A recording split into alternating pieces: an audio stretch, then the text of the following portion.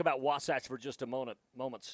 Coach Steve Coburn. You got an 0-2 start on the season. They lost to Park City 41-24, and then they lost to Skyview up in Smithfield, Utah. They're in Cache Valley, 56-35. They will be home next week, by the way, as they will face Weber. Their passing leader is Matt Kelson, just a junior. They're rushing from Carter Bucad, 256 rush yards at Skyview. 256 at Skyview with 3 TDs. They lost that game, but leading receiver JoJo Heyer, averaging 65 yards per game. They're primarily a rush team, have been thus far this year. They come from 5A Region 7, which is Cedar Valley, Maple Mountain, Salem Hills, Spanish Fork, Springville, Timpview, and Wasatch. And Wasatch used to be a really small school, but they've grown over the years, and that's who they are. Last year they were 5-7, 2-3 in conference, losing to Timpview 63-21 to open up the playoffs last year. And let's talk a little bit about Madison. Madison on their second game of the season. They played on week 0. Which also Sugar Salem did, who was here earlier today. Most of the other Idaho teams, this is their first game of the year. But playing in week 0, they had a tough one, and it was a battle defensively against Owyhee. They lost 24-17. Well, Owyhee, you look and say, well, how good was the team that beat us? Well, they turned around and beat Centennial yesterday, 37-8. And so we expect Madison to actually have a pretty dang good football team this year. Next week they're going to play at Blackfoot. And what's funny is Madison doesn't put their stats up on Max Preps. And a lot of coaches like to keep those kind of private, don't like those available. But we're going to have a good one here today with Madison as we get things going. Should be good anyway. We're planning on it being good. If it's not good, it won't be our fault, right? We're here for a good time. We've lived through the Rumble the last 2 days, and we're ready for a good nightcap. It is our final game of the Rocky Mountain Rumble. Madison does such a great job hosting this event.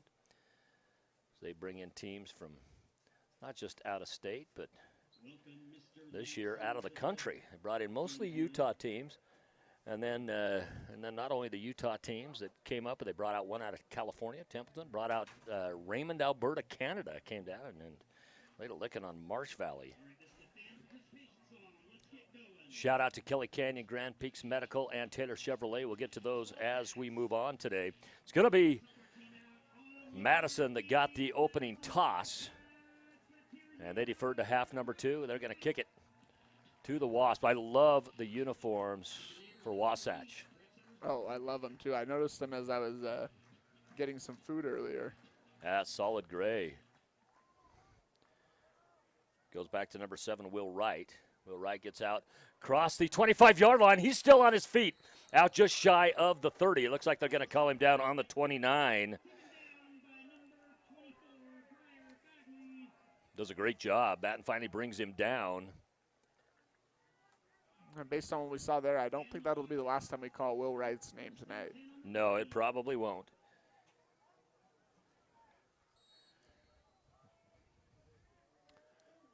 From the shotgun, it's Kelson. He is number 13 on the roster. Just a junior. He'll return next year for his team, Coach Steve Coburn, and these Wasps. And they're going to go deep early on. He underthrew his receiver, but he caught it. Unbelievable. That's considered a 61-yard reception all the way down the field. I believe that was number 6, JoJo Heyer. Somebody mentioned on the pregame, we see his speed immediately. Yeah, we do. And now across the middle, going with the no huddle. They're going to pick up another first down. This time it went to number 85, Hutch Solomon. They list him as a linebacker and a wide receiver, and I'll tell you what, he is one thick wide receiver. Over across it again, and 3 plays, Wasatch gets into the end zone. 3 plays, and once again, this is Hutch Solomon that gets into the end zone, and boy, talk about shock and awe. That was shock and awe. And only a sophomore as well. You talked about his big figure, but he's also good at finding space. Both of those routes were quick throws by Kelson, and he found him immediately. They saw something maybe in the film from last week that they noticed a spot that was open on the field, took advantage, and 6 points up on the board early in this ballgame. Not even a minute run off the clock, 11:25.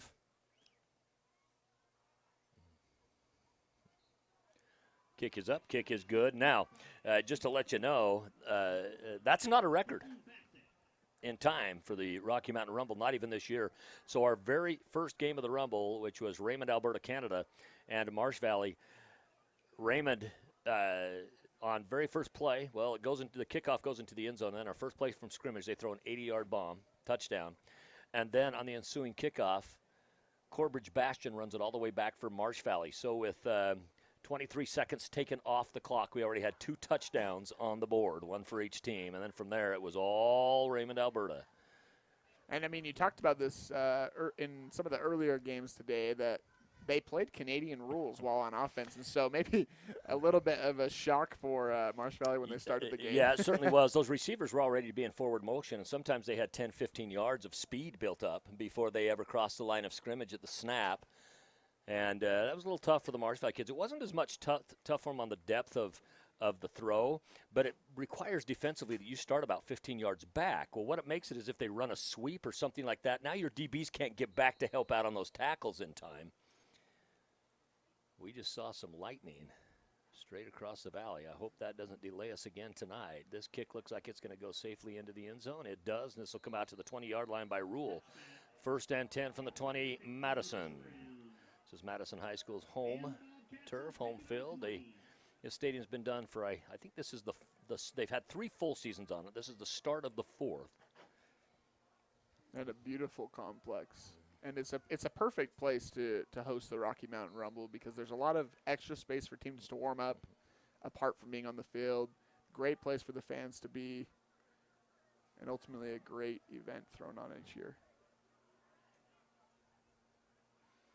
Trips right, Twins left. Throws into single coverage. Pass is good to number 14, Javen Ball.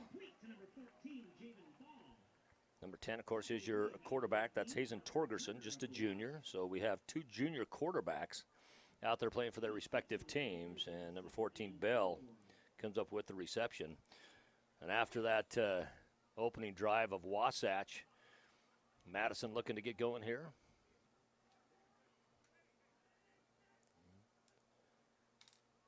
In motion, now they come far left side. Breaking some tackles, getting out near the first down marker. We'll see exactly where they started. That was given to number 1, Barkley Beck. Barkley Beck, just a junior as well. This Madison team, I've had them picked to be kind of one of the dark horses for 5A this year. You know, when you think of Southeast Idaho right now, the thought is Rigby and then Highland, and I think that has switched this year. We'll see as time goes on, but I think Madison's got a chance to step up and to really shock some people this year. Now's their opportunity to do it, as 1-yard gain on the play is all they can get. And once again, that's Beck. So they don't give, neither one of these teams gave physical stats. Last night we had the physical stats for Highland, whose offensive line was 270, 277, 300, and 320. That is a thick offensive line, and boy, they gave the protection all night long to Hymas, who had a great ball game from quarterback. Stepping up through the middle now, 30, 35, 40. Almost breaks it out to the 45-yard line is Torgerson. One thing I loved about that play was Torgerson still went through all his progressions. He looked to see which receivers were open, which ones were not open, and then he ultimately decided, I'm going to run, but he didn't move out of the pocket. He stayed in the pocket and ran and found a lane to get that first down. Well, and the credit for that goes to the offensive line, who gave him that time to be able to go through his reads. You know, sometimes quarterbacks just don't even have the time to go through those reads. He had it, and kudos to his line. Twins right, they're going to come back left. Once again, this is going to be Beck. Beckley's going to get into Wasatch territory, so the Wasps finally bring him down on what looks like to be the 42-yard line. It'll be 1st and 10, Madison Bobcats. Bobcats, this is the first time I can think of in a long time that they've started at home with 2 games. Last week with Owyhee. Owyhee, of course, one of the newer high schools in the state of Idaho, took state in basketball their very first year as a school.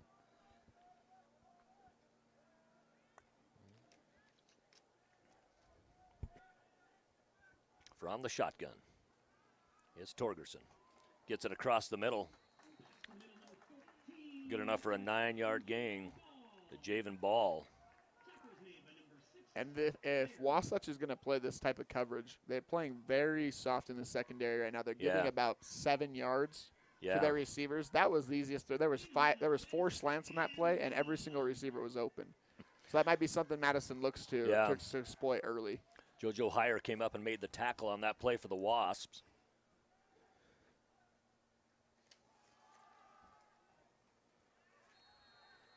Now a little bit of loss on the play. This time it's Beck again. Barkley Beck. I like that name. You know, there's good sports names, you know. When you just hear a good sports name, I like that. I kind of keep a mental note as it's 3rd and 2 of first team all name. You know, there's a kid that played for Gooding several years ago whose last name was Funkhauser. And there was a kid who played for Sugar Salem High School whose first name was Wolfgang. And I says, if you guys were in the same family and you were Wolfgang Funkhauser, that'd be the greatest sports name of all time. You know he'd be in Sports Illustrated. That's right. By name alone. First team all name. And I'll tell you what, Wasatch, after it coming up and being 2nd and 1, they have caused a 1-yard loss on each of the consecutive plays. And here we are now on 4th down. And this is really go for it territory. This is that no man's land in high school football where a punt doesn't do you that much good, you know. Might put you 15 yards better, you know, if you get in the end zone, it comes out to the 20. However. And again, on the far side, we have very soft coverage from the defensive backs. We'll see if they go that way. And he is going to have one-on-one if he throws it. And it's going to be a turnover on down, and the Wasps, already with a score up on the board, will come and take over this on the 35-yard line, where it'll be 1st and 10. Overall, pretty good possession for Madison, just not able to finish the drive. Yeah, I think so, too. Kelly Canyon wants to wish all the Eastern Idaho teams playing in the Rumble today the best of luck. Winter is right around the corner, so no matter your ski level, there's a place for you at Kelly Canyon and soon. Doug and folks at Kelly Canyon also want to give a special shout-out to all the youth in the Upper Valley Grid Kid organization. Many of those kids will be playing in these games in a few years, so thank you to all those involved in Upper Valley Grid Kid, and they say, have a great season. Thank you, Kelly Canyon and my buddy Doug Swanson. Back from shotgun they go. Scrambling out of the pocket and throwing across the field is Kelson, but he underthrows his receiver. The intended receiver, of course, scored the first touchdown, was Hutch Solomon. 3 out of 4 plays going to Solomon. Yeah. Maybe a favorite target tonight. Well, one of the things we've seen as a theme yesterday and today is even though teams have spread around the passes more, when it comes to running, we primarily have seen really kind of the same people most of the time. However, this is the first time we've seen that many passes thrown to one person right off the bat. Out near the 40-yard line, it's number 3, Carter Bucad. And Solomon does line up in the slot. Again, this is maybe something that Wasatch saw while watching film through the week, that maybe there's a little bit of an opening in the slot for Madison's defense. Well, the nice thing about both these teams, since both of them had games coming in, 2 for Wasatch, 1 for Madison, they each had an opportunity to scout film on each other. So there's not going to be as much of a playing out period because you have some known factors. Coming out of the backfield, I'll tell you what a great defensive assignment that there by number 30. That's Bryce Dredge as he kind of broke that up. And I'll tell you, if you are Madison, after being sliced like a hot knife through butter on the first possession, that's a good defensive stop for you, assuming that they're going to punt and not fake. Yeah, that's everything you could want, especially at home. That brings the crowd into the game as well.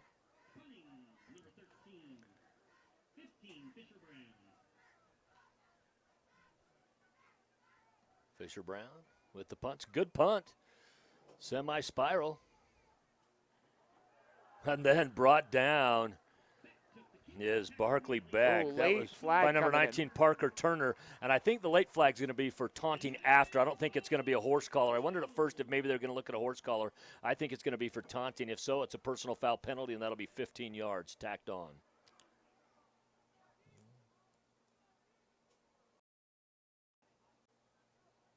Oh, they're going to say it was a face mask.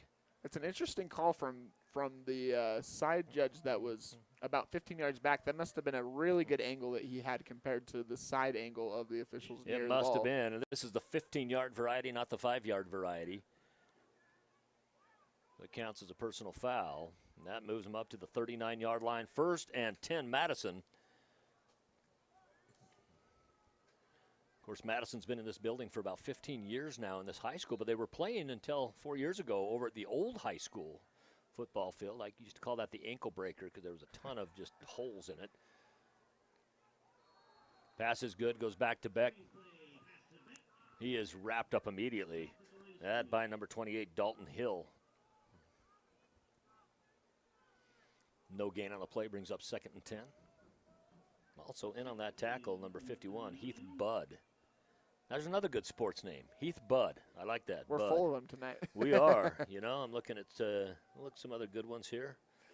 You know, always looking for first-team all-namers. It's quite an honor. Only so many people get that privilege, you know. I mean, I have like first-team bad hair, first-team goofy uniform.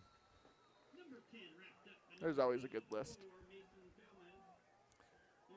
Torgerson keeps it. He gets nowhere on that place.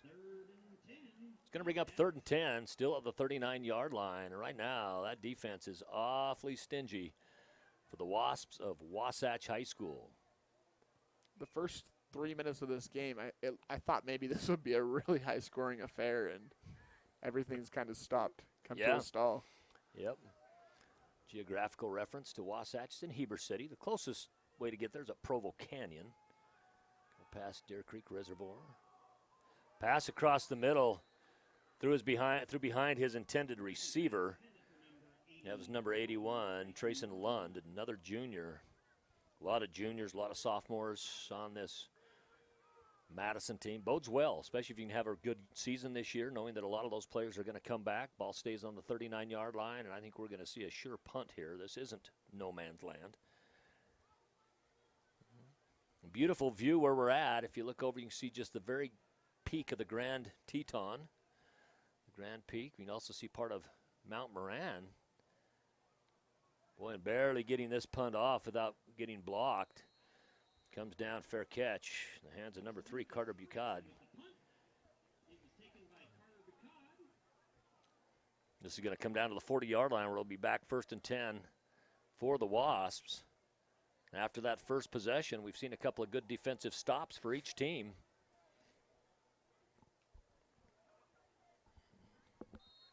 Boy, I just love those gray uniforms. And I'm glad you can read the uniforms on both these teams. Yesterday, boy, Desert Hills was up here, and they had white jersey tops with light gold lettering and numbers. And this goes all the way down the field to number 84, Mason Gomez. The kids in the 80s between Gomez and Solomon are getting some business today. And that's a heck of a pass to Gomez. He just went up and took it away from the defender. It became kind of a jump ball. Well, and the safety reached for the ball one different time before the ball came. I think he got a little. I thought he was going to get a pass interference on it. Finally knocked out of bounds, number 3, Carter Bucad. However, we do have a penalty flag on the play. Before the flag, it's going to be a 6-yard gain. We'll see what the penalty is.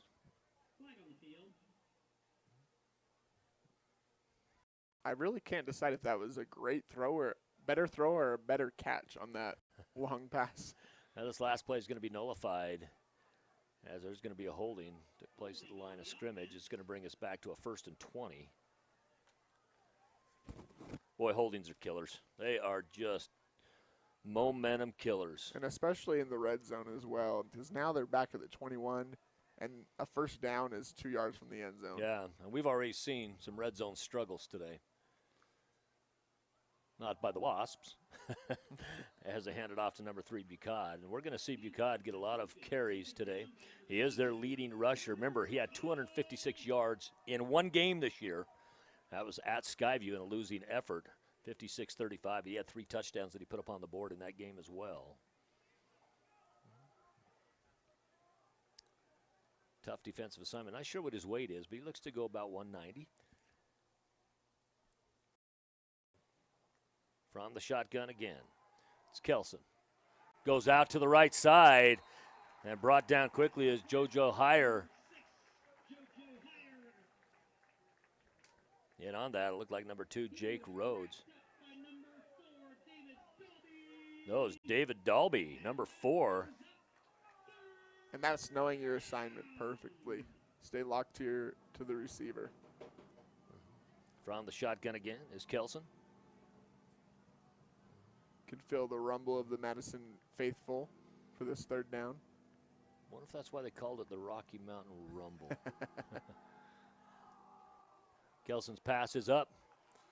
Might have got a little bit lost in the sun, but I think we're going to get a pass interference there. In fact, it might even be a defensive hold. It is going to be a defensive hold. It didn't look like a pass interference. It looked like he held him at about the 10-yard line is where he started grabbing jersey. Which is too bad for Madison because I think the ball ultimately got lost in the sun. Yeah, that's about the only place on the entire field right now that's really affected by sun. Yeah.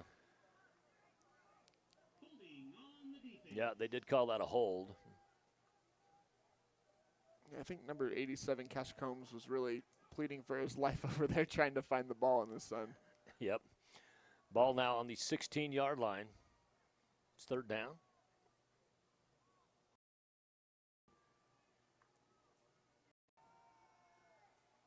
Kelson back, has his man, dang near picked off.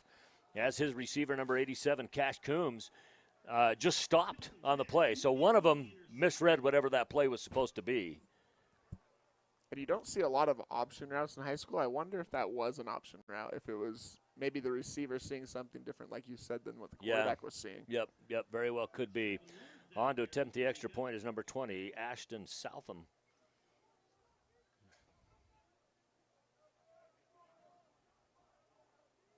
This will be a 33-yard attempt.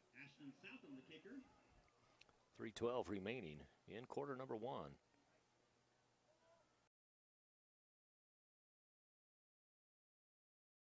This kick is up. This kick is good. So a 3:08 on the clock. Got a 33-yard field goal. Moves us out 10-0. Grand Peaks, your community health center, is proud to support our local athletes and keep them healthy on their road to the state titles. Grand Peaks, located in St. Anthony and Rexburg, provides affordable medical, dental, behavioral health, and pharmacy services for the entire family. Their healthcare providers and staff are highly trained and experienced in all areas of primary medicine, obstetrics, family dentistry, behavioral health, and prescription services. Grand Peaks is committed to establishing a personal relationship with each patient and providing affordable health care for your family. Visit grandpeaks.org online for a full list of services. They say good luck to the Bobcats from all the staff at Grand Peaks, and I can personally vouch for them. That's where my family goes, is Grand Peaks Medical.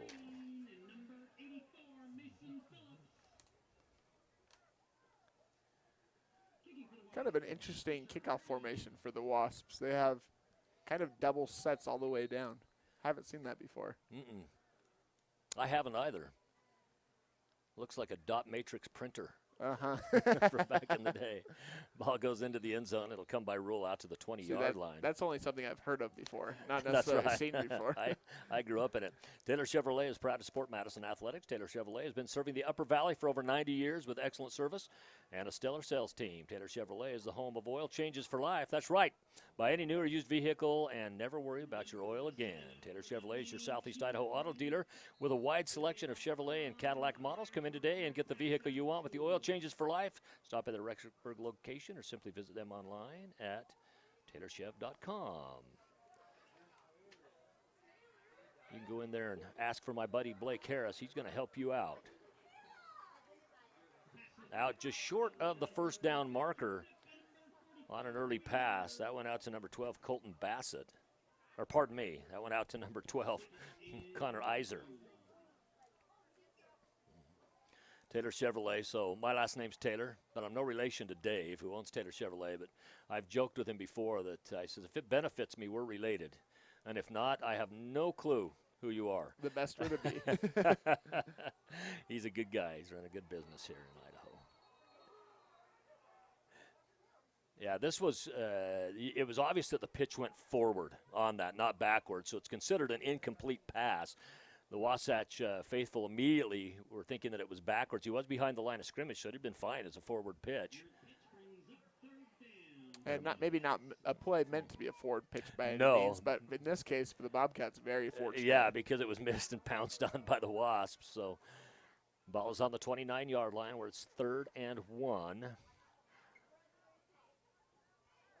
Wouldn't be surprised to see him put this on the legs of Torgerson to pick up this extra yard.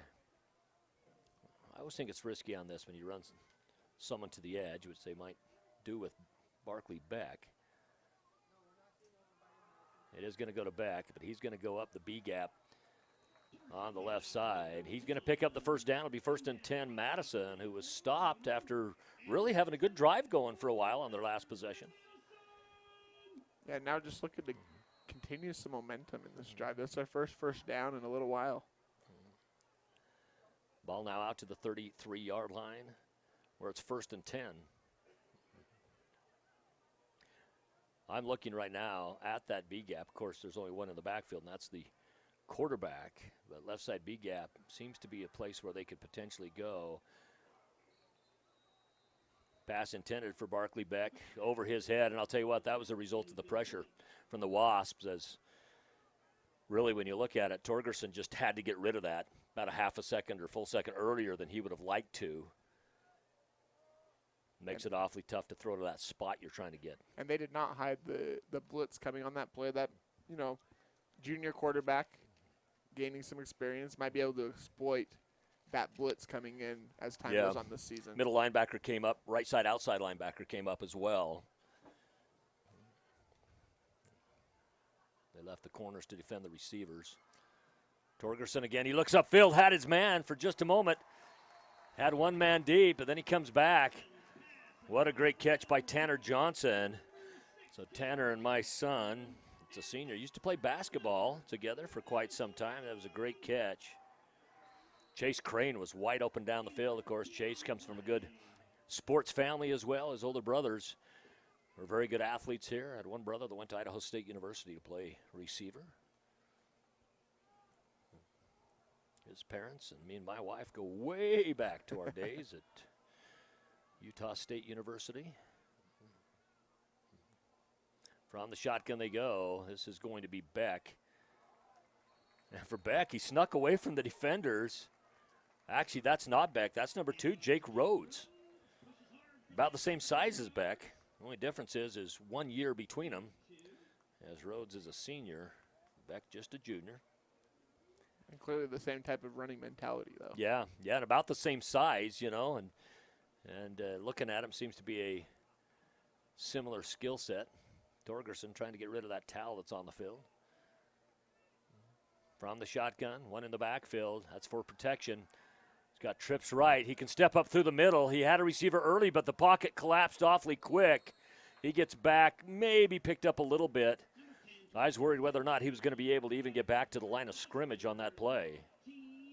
And he took a shot on that play as well. He took all the contact. Maybe not something you want to see from your starting quarterback very often. Just a junior. He'll be back next year for head coach Chandler Rhodes.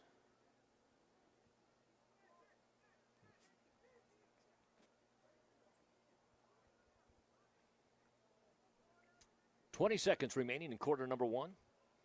From the shotgun, it's Torgerson. 2 in the backfield, single right, single left. 4-man defensive front. He pops that back. He had the time, but then got some pressure put on him.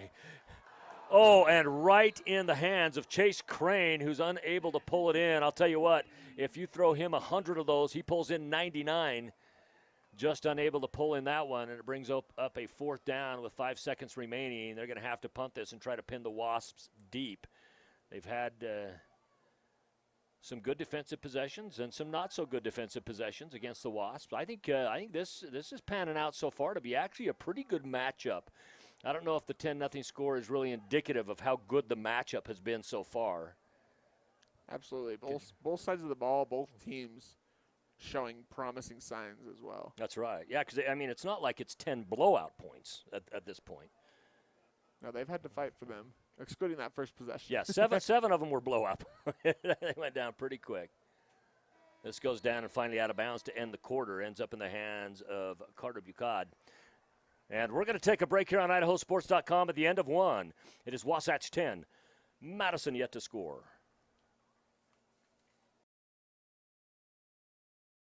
At all our local Teton dealerships, we're committed to our no problem philosophy. A lot longer than No problem means we'll find it, not we don't have it. No problem means the same fair prices that we've always offered on our new vehicles. Because when you shop with us, it's always no problem to buy and service your vehicles.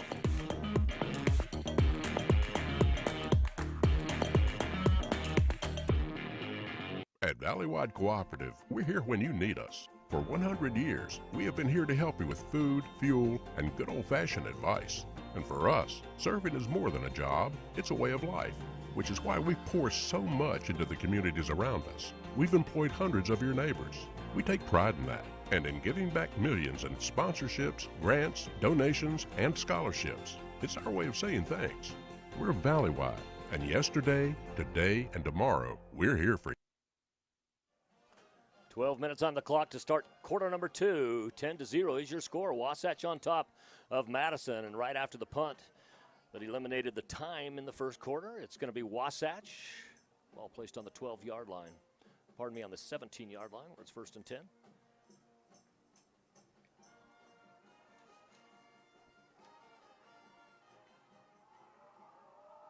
Pass goes downfield over the outstretched hands of Mason Gomez. Just couldn't get under it, but boy, what a strength of arm we're seeing from Kelson right now. Yeah, about, let's see, 10, 20, 30, 40, 45 yards of airtime there. Yeah. Lance Taylor, Dallin Fryer bringing you this game. Dallin joined Idaho Sports last year. We didn't have a chance to do any games together, but we have him here right here in the Rumble. Off the right side they go. This goes to number 3, Bucad. He finally gets knocked out of bounds, short of the first down marker. Looked like Jet Summers.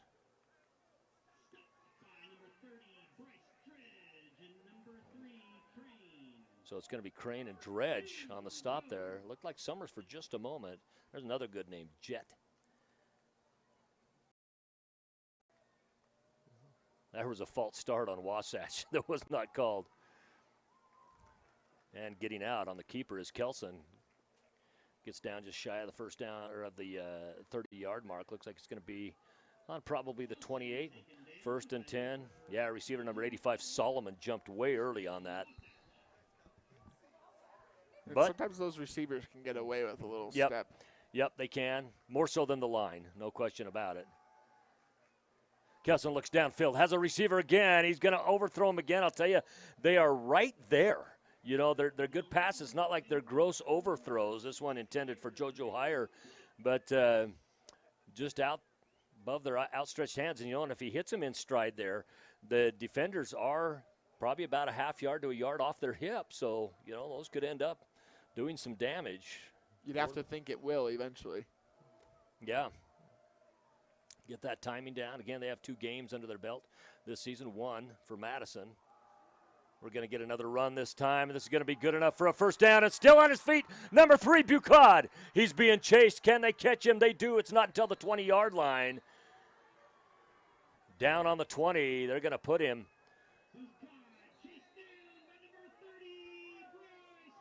That was Bryce Dredge that chased him all the way down and saved that touchdown. And now we get to see if Madison can put together a defensive stop in the red zone. We're going to get a timeout. And I don't know who called this. I couldn't tell if it was Wasatch or Madison. I believe it was Madison. Okay, so Probably for Madison, just trying to stop the momentum yeah, of Wasatch on this play. stop a little bit of that bleeding.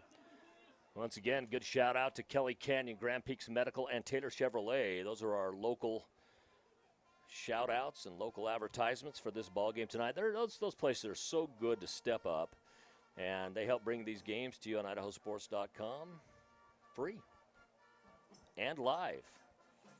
I mean, we might be 2 or 3 seconds behind, just in case Dallin starts using foul language, and then you know, we've really got to make sure that we got that gap, that I can get that straightened out. You know, I've heard him say darn a couple times and gosh, and we got to be careful. Those are rubbing in that area of gray that we're not quite sure about. I'm trying my best. We're in Rexburg. I'm trying my best. Oh, he's a good kid. We do have a blooper reel kind of put together from Idaho Sports. We've got some funny things over the years. It's been, You know, things just happen, and it's funny. Most of them are just Freudian slips. We are truly live. Things happen. Please forgive us. 11-17 up on the clock. Remaining in the ball game. 10-0 still your score. Wasatch on top. And it's Wasatch 1st and 10 in the red zone. They're going to hand off the ball again. Once again, it's Bucott, and you can see what racked up those 256 rushing yards against Skyview.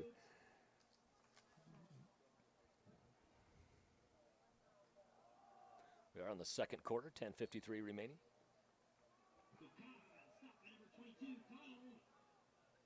Bucott again. He got just a little bit closer. It's going to be 3rd and short. Wouldn't be surprised again to see Kelson keep this. Now they're going to give it to Bucott again, and he gets brought down short. What a great defensive stop through three downs. That looked to be number 68, Tate Bloomfield.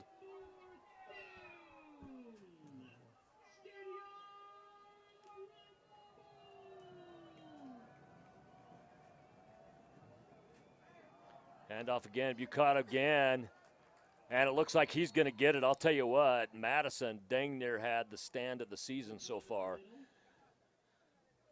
But it looks like they're going to give him this first down if it's truly marked on the 10. It took a second effort from Bucott, but he was able to convert there.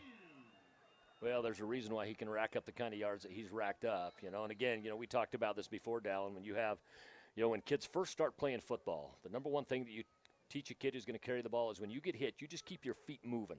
Keep them moving, and good things happen. And that's what happened there. It's 1st and goal from the 10. That's as far out as you can get and be 1st and goal. I mean, you could get farther on a penalty, but as far as initial mark, Bucott again. Oh, he just trucked a defender. Holy smokes. Wow, that's as deep as I'm going on that one. Wow. I mean, the hole was open up from the beginning. He was able to get his initial 2 or 3 yards thanks to the help of the offensive line. But after that, it was just pure strength, brute physical strength. Wow.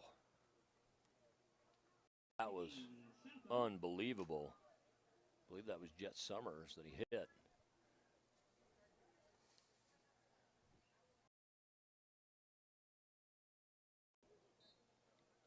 Extra point is up. Extra point is good. And, boy, that was incredible. It was a 10-yard touchdown run. So don't forget, coming up on idahosports.com, game streams all throughout the season. We'll also be here for you during the playoffs as well. If you want to know if your team's playing, just simply log on to idahosports.com. Click on the game streams. Go to the date that you want to see if your team's playing, and you can certainly find it there. If not, you can always go into the scores and schedules. And, of course, on Friday nights, you have the Friday night. Do we call it Friday Night Flash? Yeah, we call it Friday Night Flash. I always want to say Friday Night Lights because of the show, but it's Friday Night Flash. You can go on there, check the scores all the way from 1A Division II, 1A Division I, which are both 8-man leagues, all the way up to 5A. Find out how your team did, how your rival's team did, all on idahosports.com.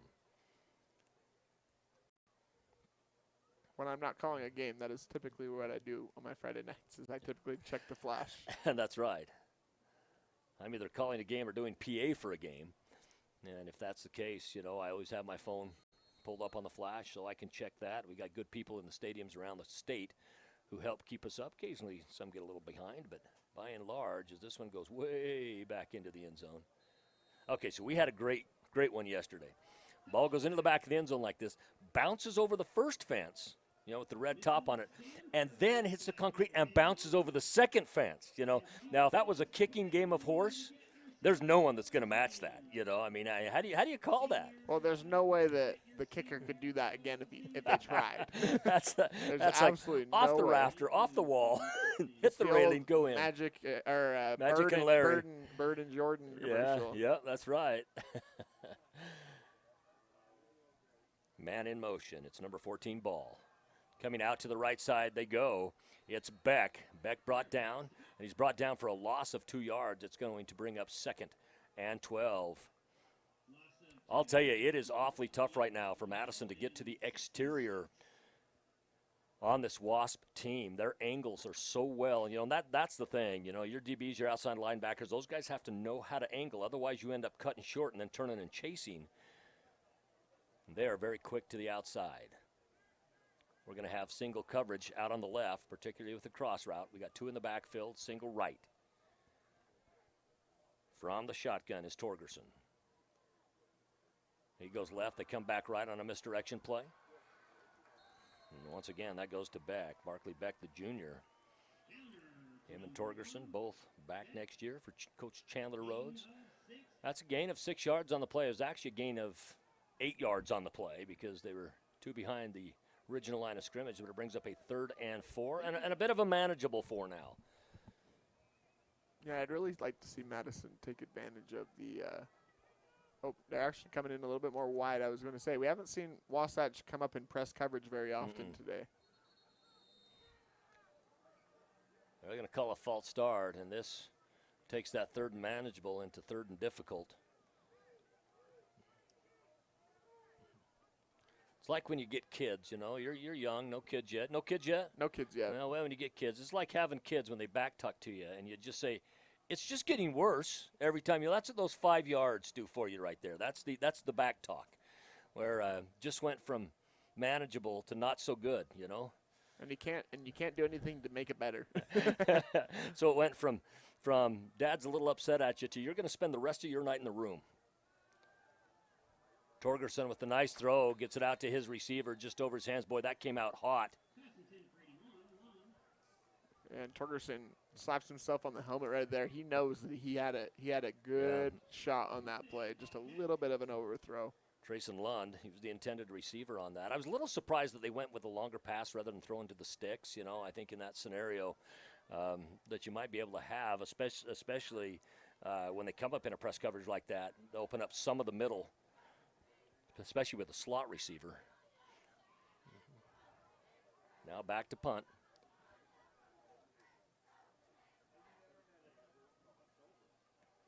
Punt gets up. It might have even been partially touched. Couldn't quite tell. Ends up touching number 12, Colton Bassett from Wasatch. However, he falls right back on it. It's going to be Wasatch football. Bassett very fortunate there because I don't know if he expected the ball to bounce like it did when he went to reach for it initially. Well, and via position and where he was, he's not one of the guys that's typically going to return that. He might have one out of 30 of those that happen in practice. What you hate as a coach when it goes in the hands of your big 300-pound lineman and you're just going, oh, please don't do something disastrous. Just fall down. Please just fall down. Yep. You're not going to score a touchdown on this play. That's right. And then they might surprise you and do it, but most of the time, no. Comeback route out to the right. I don't think there's going to be any gain on this play as JoJo Heyer came back. It was complete by Kelson. There's been a number of those today that have been behind the line of scrimmage for technically a negative yard play on their on a pass, and some that have gone right back to the line of scrimmage. That's one of them. Brings up 2nd and 10. Kelson from the shotgun. Pulls off to the right. Has a man deep if he wanted him. He throws it out.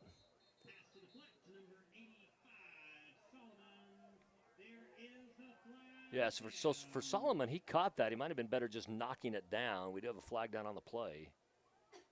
Did he catch that? It looked like he caught it. Yeah. Yes. I think we're going to get a hold here.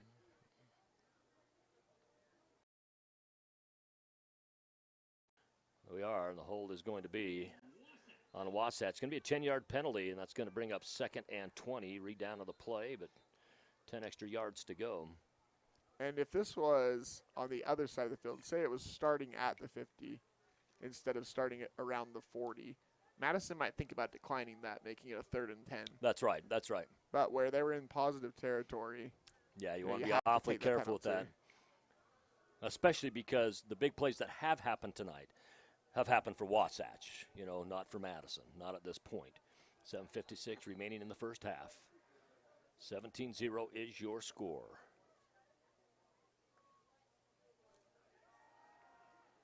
Kelson dropping back. It's his receiver, Bucott, also his number 1 running back. They ran that as a screenplay. It wasn't the smoothest of screenplays that you're going to see. But they did get some yardage back on the play. Brings up a 3rd and long 15, short 16.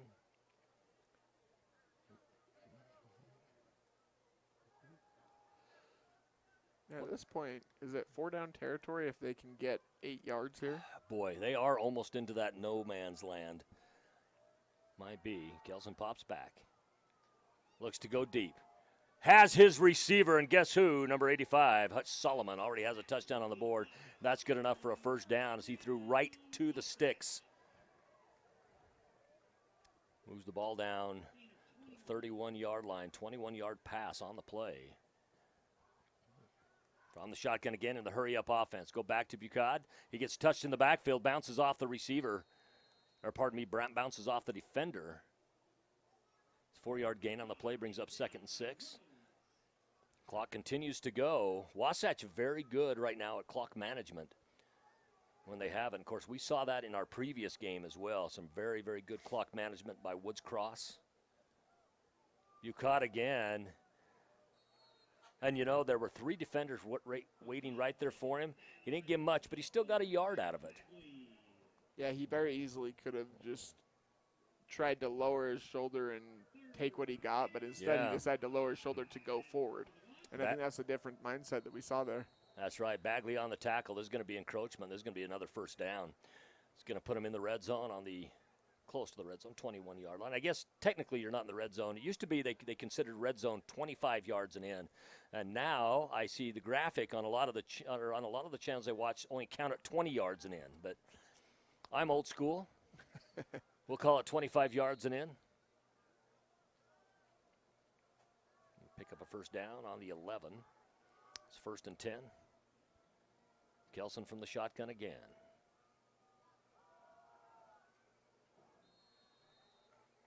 Passes off to Bucad.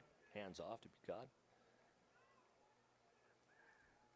Maybe we'll call inside the 20 the modern day red zone. Modern day red zone. Modern day red zone. The old school red zone 25. The MD red. And then the OS red. Yes. No gain on the play for Bucad. He's in the backfield. Trips left, single right. He looks left, has an open man, and it ends up being picked off. The interception that time, that by number 21, Tate Ellsworth. Ellsworth, a senior.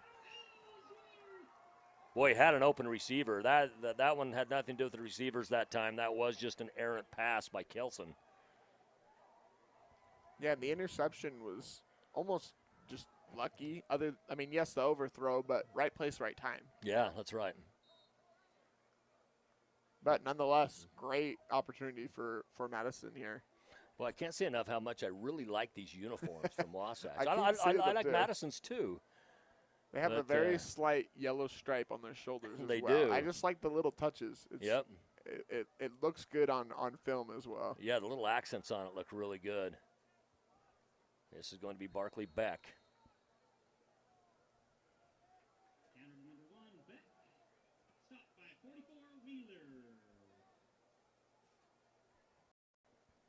Gets all the way out to the 10-yard line. It's not very common that you see 2 solid colors as well against each other. No, gray is kind of like those, yeah. not pun intended. Yeah. The gray area. Yeah. And usually when you see solid color, it's usually white and white. Yes. White bottoms, white jerseys. Out to the right side, it's Beck. Beck gets across the 15-yard line. Not too far short, about 2 yards short of the first down marker. A little bit of extracurricular activity, but got ended quickly. I'd say that the lines, the size of the linemen, look fairly similar on both sides tonight. There might be a little bit of advantage here and there, but not like what we saw last night with Skyline out of Utah and Highland. Highland offensive line, 270, 277, 300, 320, and just a massive defensive line as well. There was still a couple linemen for Skyline. It's a big school, a couple linemen that were still under 200 pounds. This is actually a very good catch by Beck as it was underthrown just a little bit. had to go down to get it. Picks up a first down, gets out near the 25-yard line where they'll spot it 1st and 10. And it's been a heavy dose of Beckett in this quarter. I mean, Madison's been struggling to move the ball on offense the last possession or two, and they know where they need to go. Well, that was the challenge that they had last week as they played Owyhee. Is they just struggled at times to really get their offense consistently moving. The defense was pretty solid last week, but the offense had a little bit of a harder time staying on the field. Makes your defense spend that extra time, and that's tough. Stepping up in the pocket, good protection that time. Nice reception. I believe that's Chase Crane. It is. All the Crane brothers have wore that number. It's a rite of passage at that point, don't you think? Your previous brothers have wore that. Is that Josh Crane's little brother? It is. Okay, Josh Crane was my age. Yep, Josh was the one that had committed to Idaho State University. Yes. Dallas Crane was the oldest brother.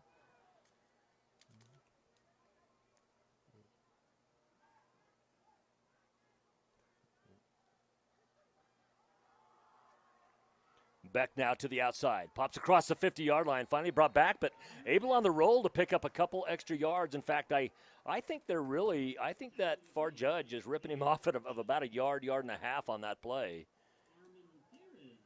Ball set at the 47-yard line now on the Wasatch side of the field. 4 minutes even remaining in quarter number 2. Don't forget, coming up at halftime, it's our Next Steps Idaho halftime show.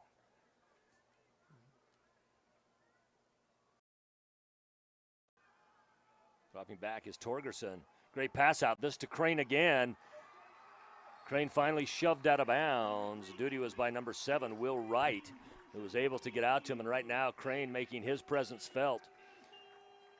And great blocking on the outside by Tanner Johnson and Javen Bell. It was They sealed just long enough for Crane to use his speed to get to the outside. 27-yard line is where the ball is spotted. It's on the right hash mark, left side of the field to work with. We'll see if they come short side. That's something that we saw a lot in the last game, that Lewiston continued to go short side of the field, and they were struggling with it. And there are some short side of the field plays, some very good plays. But I'm one that just likes the openness. There's a lot more over there. Oh, and we got a fumble, and it's going to be Wasatch that recovers it. I'll tell you what, that pocket collapsed so quick, and it was number 2, Colton Brisk, that got in there. And Brisk goes in there and causes the fumble. And Brisk was awfully lucky not to get a penalty on this. He took his helmet off to celebrate while he was still on the field. I don't think any of the officials saw it. If so, we would have a 15-yard penalty. It'd still be their ball, but it would be a 15-yard penalty as well. Yeah, no fault to Torgerson for fumbling there. Obviously, you want ball security, but he only had about half a second to even think. Oh, they were on him so quick from the shotgun. They call that a house splits. Now goes Kelson from that shotgun, one in the backfield. Wonder who that is in the backfield. Can't quite figure it out. Oh, wait a minute, it's Bucod. Picks up some nice yardage. And so far in this game, Bucod has not just hurt him up the middle like that. He's hurt him on the edges as well. He's hurt him through both the A and B gaps. And the thing is he's a tough load. He's not a huge kid, but he's a good-sized kid. And when he gets past that initial offensive line, gets into the secondary, that's a tough defensive takedown. Now, see, this time the line got him. Got back to the line of scrimmage, maybe lost an inch or two, but we'll still call it 2nd and 10. As the helmet gets knocked off for number 51, Trey Redfield. He'll have to come off the field for one play at least. Well, you brought up a good point earlier. The Bucod had 256 rushing yards in one game this year. That just shows that he's between the tackles and an outside the tackles runner. He's not just in or out. Well, and what we're noticing, too, is that they're quite a balanced team. They've got a good passing attack as well. I wouldn't call it prolific, but I would call it a good passing attack. On this, they got trips right, and they go to Bucod up the middle. Makes it awfully tough for your DBs to come in and try to help out with anything. That's what we saw with Marsh Valley yesterday, trying to guard the receivers in motion in the Canadian offense. Now, there's going to be another Idaho team that has that challenge too, as Raymond will come down and play Sandpoint, and that game's going to be clear down in Missoula, Montana, at Grizzly Stadium at University of Montana. Bucott again, defended very well. See if that initial line can get a hold of Bucott as he gets down to the 35-yard line, bringing up a 4th down. If they can get a hold of him, that's where they can stop him. But when he breaks that initial line, he's got full speed. He gets into guys now that he's same size as, if not bigger than some of them. Well, and the offensive line has a different stance than some of their linemen are maybe like a yard and a half offset of each other. Yeah, they are. You don't see that very often anymore. Yeah, and they angle a bit. Oh, Kelson hits his receiver. Down inside the 10-yard line they go. And this time it is number 84 on the play. That's Mason Gomez. And Gomez was one that missed an earlier pass clear on the other side that would have just been a beautiful touchdown. That was an incredible throw by Kelson because he had a defender right in his face. He pump faked him just enough time for him to get down to find his open receiver. Well, and Kelson's not super tall, and he had to throw over top of him. You know, it was almost kind of like, one of those jump throws a little bit. In order to do that, we get a timeout taken on the field. We're going to stay here on idahosports.com. Once again, thank Kelly Canyon, Grand Peaks Medical Center, and Taylor Chevrolet, and all those advertisers who stepped up and helped bring this game to you live and free on idahosports.com. What a beautiful view looking out across the upper Snake River Valley tonight. You see Brigham Young University, Idaho over there. The clouds now have moved into the point where you can't see the peak of the Grand Teton anymore or Mount Moran, but it's just pretty. It's almost harvest season here, so a lot of things are green. Kids will be let out of school. In fact, in nearby schools, Sugar Salem being one of them, the kids get out the last week of September, first week of October, and I believe they still get a week off here at Madison, too, as kids go out and work the spud harvest. Which I'm grateful for. You know, I never did it, but I'm grateful for those that do. It's funny. I was talking to some of the folks from Templeton who were here earlier today, Templeton, California, as they played Sugar Salem, and that's an agricultural community as well. In fact, they said they made mention that about half of their athletes, football's their main sport, and their number 2 sport is rodeo, and it's livestock country up there. And we were talking about what these kids do for the spud harvest, and they said, well, thank you for and your kids for picking all those spuds. Down inside the 5-yard line they go.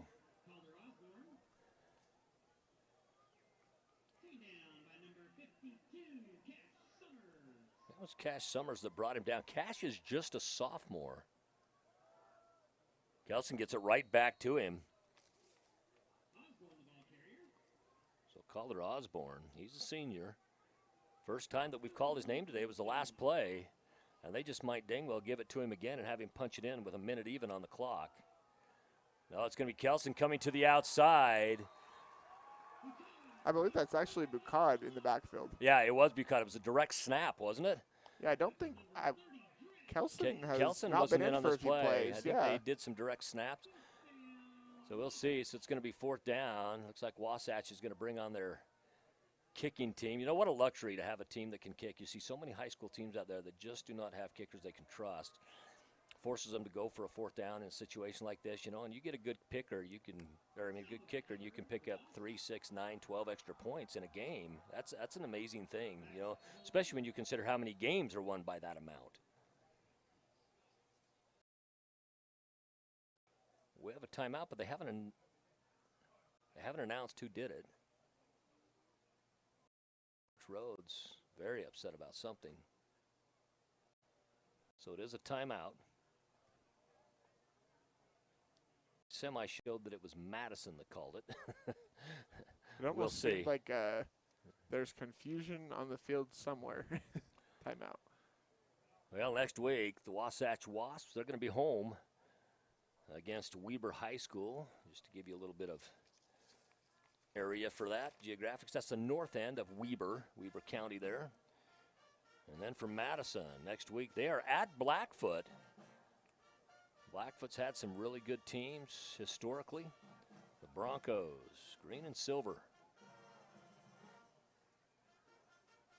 Madison in the 5A district, 5-6 with Highland, Rigby, and Thunder Ridge. Thunder Ridge has really struggled. Lost again last night to Idaho Falls after opening night loss to Minico. And then Minico just came and took a woodshed beating yesterday from Desert Hills.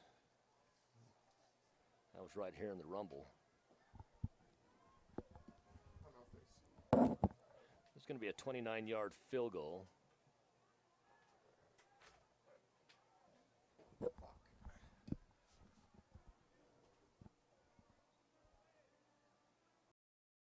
It looks like we have a clock malfunction going on right now as well. We might, yeah.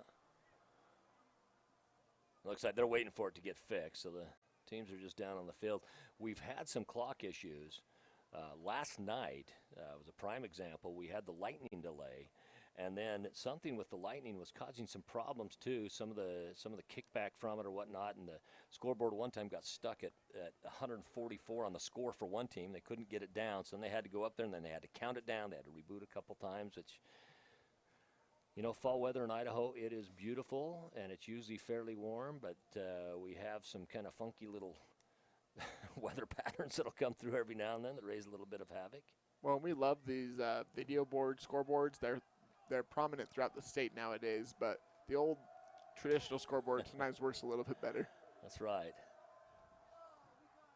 Kick goes up, and the kick is good. So I believe we have 22 seconds remaining on the clock.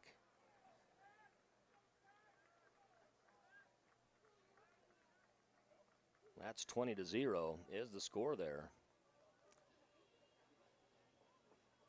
So 2 field goals in the game as well for Wasatch.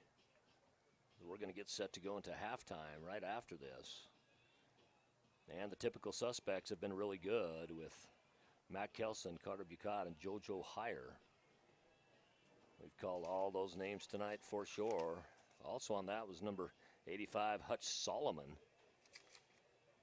He scored the very first touchdown. There's been 2 touchdowns, 2 field goals for the Wasps. Based on what we've seen from kicker Fisher Brown here, I would expect this one to go out the back of the end zone. Yeah. His last point after attempt landed 2 rows into the parking lot. Yeah.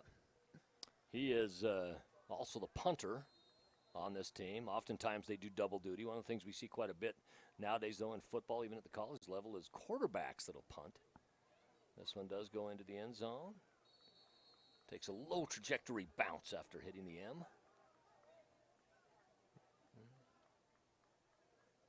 And Madison comes back out with 22 seconds remaining on the clock.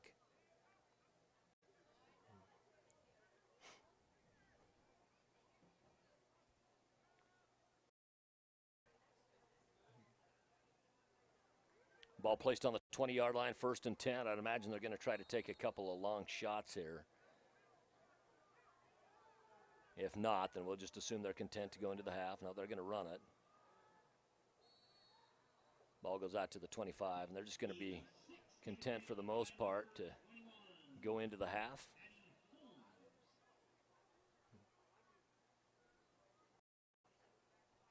Calling his players over. They're going to say, we're going to go into the half. 20-0 is your score.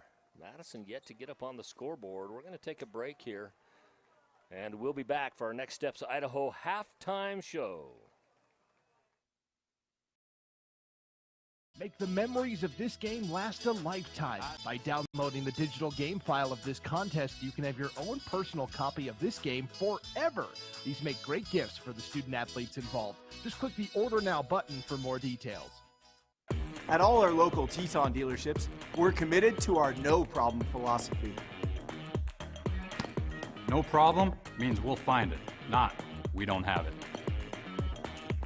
No problem means the same fair prices that we've always offered on our new vehicles. Because when you shop with us, it's always no problem to buy and service your vehicles.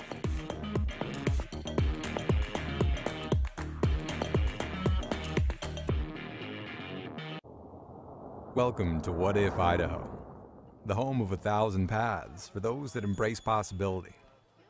There's no better place to be if you're looking for that next career, or just exploring. Life is a wide open door, no matter your age. Here at Next Steps Idaho, you can research careers and training options that work for you, and start a dashboard to keep your plans moving forward, so you can route your path from what if to what is at nextsteps.idaho.gov. Always entertaining and occasionally controversial, the East Idaho Prepcast covers every inch of District 5 and District 6 activities in Idaho. Just think about this. The Highland Ram cheerleaders won their 14th 5A title in the past 15 seasons. And then they went on to win the national competition in California. Hosted by Sean Kane, the East Idaho Prepcast features the biggest stories happening in your area. Just go to idahosports.com and click Prepcasts in the menu to get caught up on what you've been missing. Or check out each week's episode on the idahosports.com YouTube channel, Facebook page, or wherever you download podcasts. At Valleywide Cooperative, we're here when you need us. For 100 years, we have been here to help you with food, fuel, and good old-fashioned advice. And for us, serving is more than a job, it's a way of life, which is why we pour so much into the communities around us. We've employed hundreds of your neighbors. We take pride in that, and in giving back millions in sponsorships, grants, donations, and scholarships. It's our way of saying thanks. We're Valleywide, and yesterday, today, and tomorrow, we're here for you. Our Army of idahosports.com action photographers are covering games all over the state. And now we've revamped our galleries to make it even easier to find and order your favorite action shots. Just go to idahosports.com and click the Action Photos link in the menu. Dear Detour, you asked us to measure up. So yeah, we did. When life slings you mud, sling it right back. Stay strong. Toyota Trucks. Toyota.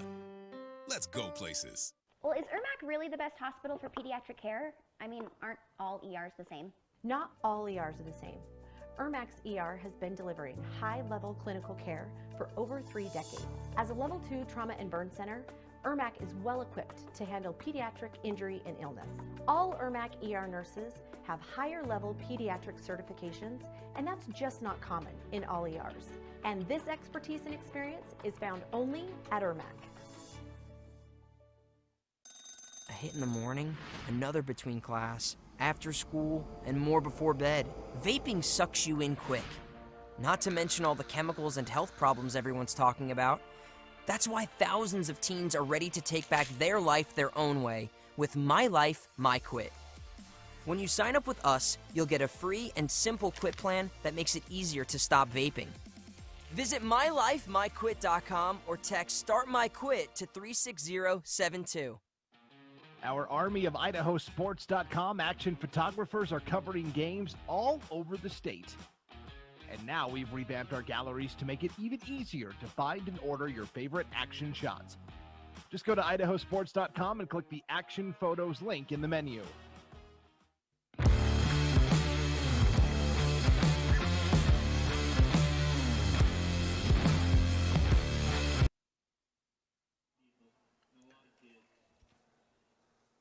Welcome back.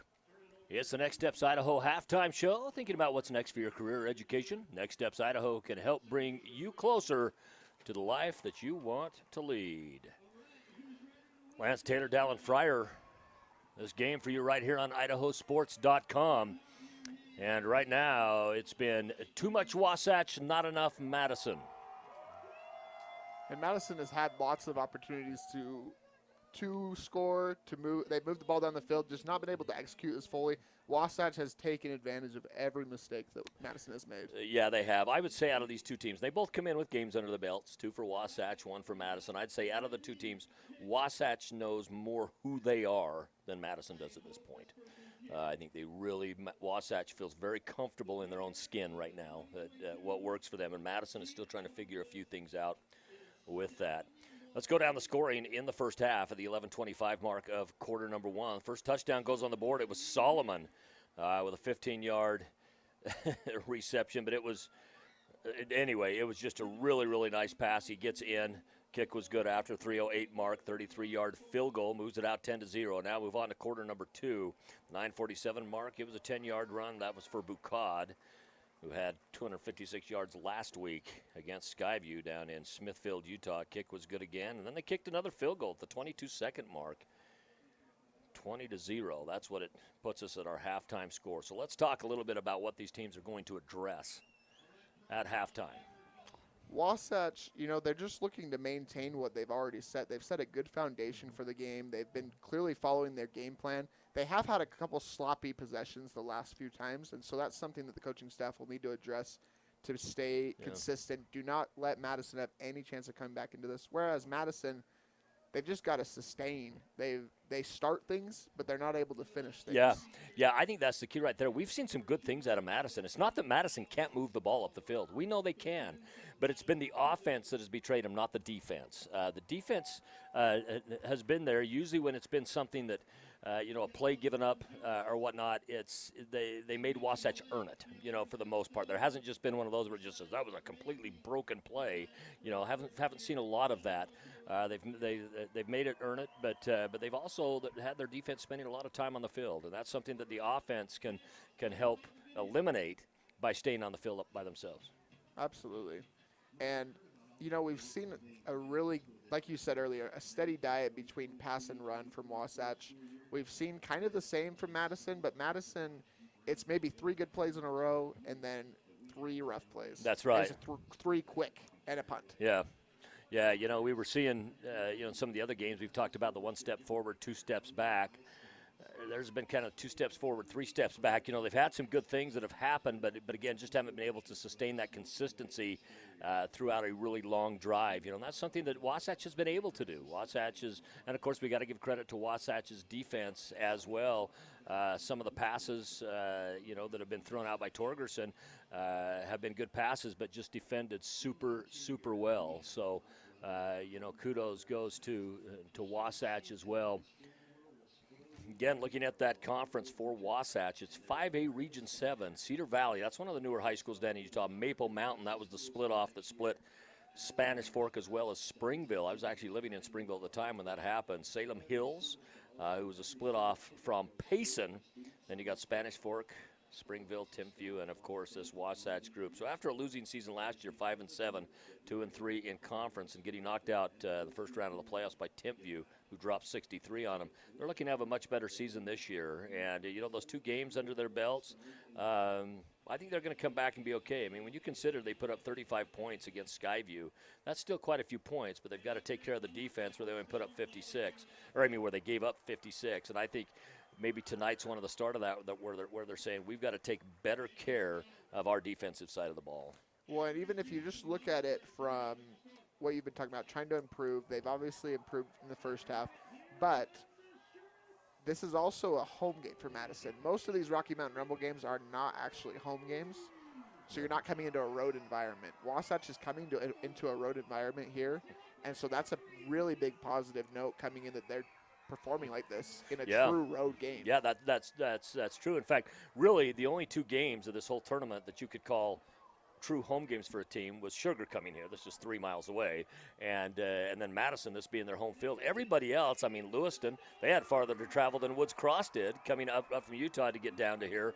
Some of the other teams that have played kind of the same thing. Minico, they had to come over from the Magic Valley. This isn't a home field for them by any stretch of the imagination. And Desert Hills came up and kind of laid it down to them yesterday. And so,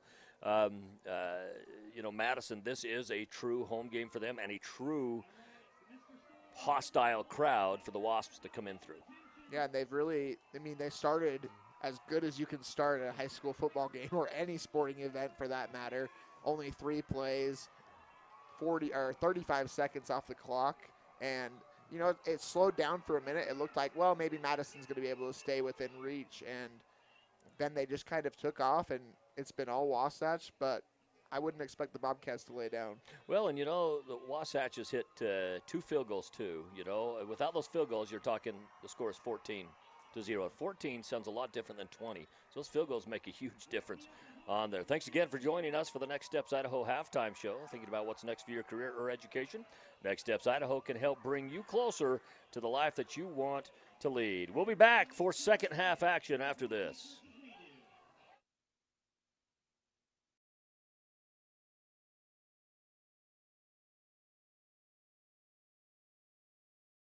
Make the memories of this game last a lifetime. By downloading the digital game file of this contest, you can have your own personal copy of this game forever.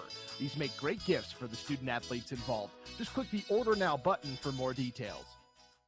At all our local Teton dealerships, we're committed to our no problem philosophy. No problem means we'll find it, not we don't have it. No problem means the same fair prices that we've always offered on our new vehicles. Because when you shop with us, it's always no problem to buy and service your vehicles.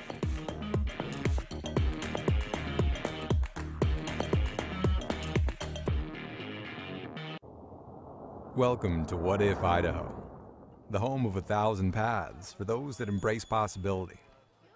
There's no better place to be if you're looking for that next career, or just exploring. Life is a wide open door, no matter your age. Here at Next Steps Idaho, you can research careers and training options that work for you, and start a dashboard to keep your plans moving forward, so you can route your path from what if to what is at nextsteps.idaho.gov. Always entertaining and occasionally controversial, the East Idaho Prepcast covers every inch of District 5 and District 6 activities in Idaho. Just think about this. The Highland Ram cheerleaders won their 14th 5A title in the past 15 seasons. And then they went on to win the national competition in California. Hosted by Sean Kane, the East Idaho Prepcast features the biggest stories happening in your area. Just go to idahosports.com and click Prepcasts in the menu to get caught up on what you've been missing. Or check out each week's episode on the idahosports.com YouTube channel, Facebook page, or wherever you download podcasts. At Valleywide Cooperative, we're here when you need us. For 100 years, we have been here to help you with food, fuel, and good old-fashioned advice. And for us, serving is more than a job, it's a way of life, which is why we pour so much into the communities around us. We've employed hundreds of your neighbors. We take pride in that, and in giving back millions in sponsorships, grants, donations, and scholarships. It's our way of saying thanks. We're Valleywide, and yesterday, today, and tomorrow, we're here for you. Our army of idahosports.com action photographers are covering games all over the state. And now we've revamped our galleries to make it even easier to find and order your favorite action shots. Just go to idahosports.com and click the Action Photos link in the menu. Dear Detour, you asked us to measure up. So yeah, we did. When life slings you mud, sling it right back. Stay strong. Toyota Trucks. Toyota. Let's go places. Well, is Irmac really the best hospital for pediatric care? I mean, aren't all ERs the same? Not all ERs are the same. Irmac's ER has been delivering high-level clinical care for over 3 decades. As a Level 2 trauma and burn center, Irmac is well equipped to handle pediatric injury and illness. All Irmac ER nurses have higher-level pediatric certifications, and that's just not common in all ERs. And this expertise and experience is found only at Irmac. A hit in the morning, another between class, after school, and more before bed. Vaping sucks you in quick. Not to mention all the chemicals and health problems everyone's talking about. That's why thousands of teens are ready to take back their life their own way with My Life, My Quit. When you sign up with us, you'll get a free and simple quit plan that makes it easier to stop vaping. Visit mylifemyquit.com or text Start My Quit to 36072.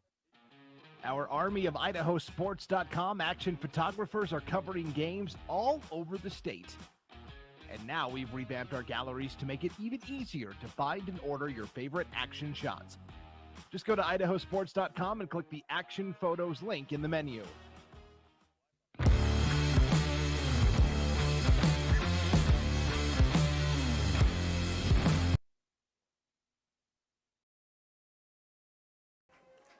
$20-0, that's our score. Headed into half number 2, the hometown Madison Bobcats. It's not like they're playing bad defense. I mean, that 20 points has been earned up on the board by Wasatch.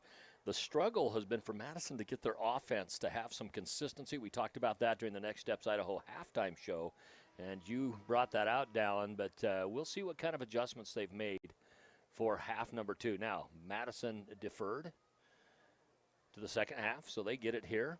And they're hoping to have the same kind of luck that Wasatch had to start the ball game. And Wasatch got that. And talk about shock and awe. It was like the first night of war. And they just pounced on Madison. You know, I see that. I see their returner down there. He went to the other side of the field and then just, jogs to the other end because realized it was on the other end of the field. For me, that would be my workout for the day. I'd be done. I mean, I wouldn't be able to return that ball. That's 90 yards. That's right. I mean, I'm just saying I'm good. I mean, I spent a lot of time in the weight room, but as far as running goes, I paid my wife's through college, not mine. I did track. Track helped pay my way through college, but I was a high jumper. So the extent of my running was sprints and then, of course, running to the bar to jump. About 9 yards to the bar. My wife, 52 years old, still puts in primarily on a bad day 3 miles, average day 8, and then a lot of 10-mile days per week as well. Out near the sideline they go. Looked like that was number 84, Mason Phillips. What did they say? Yeah, I wasn't. That's who I had as well. Yeah, so I believe that was the sophomore, Mason Phillips. Always nice when you can get some kids of that grade in to games, knowing that they've got all the rest of this season plus a junior and senior season coming up. Really, any experience in a varsity game makes so much difference going into the next year. Yeah, it does. Ball goes to the outside. It goes number 14, Ball. Ball able to get some positive yards on this play. Gets 5 on it. That'll bring up a 2nd and 5. Long 5, short 6.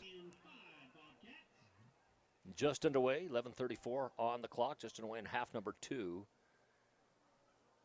Boy, last night at this time there was lightning and rain and wind. And then once the lightning and rain went away, the wind just died down. It ended up being a beautiful night, but everything started late. Our game that was supposed to start at 8 last night, the nightcap, with Highland and Skyline of Utah, ended up not starting until 9:15. Nice pass for a first down. That's out to number 14, Javen Ball. And, I think because the pocket has been collapsing quite quickly for Madison, I think little chop passes like that are going to get you 5 yards, 7 yards, 10 yards, things like that are going to be their best route to go. I think they're going to have a hard time getting a lot of those deeper passes off just because of how long they take to develop and how quickly that pocket collapses. And the ground game has been inconsistent as well, so just those quick passes can make a difference. Well, I'll tell you, the open receiver in that particular play was 84, Mason Phillips. I thought that's who he was going to throw to. Ends up trying to thread the needle on it. It gets knocked down, brings up a 2nd and 10 from the 40.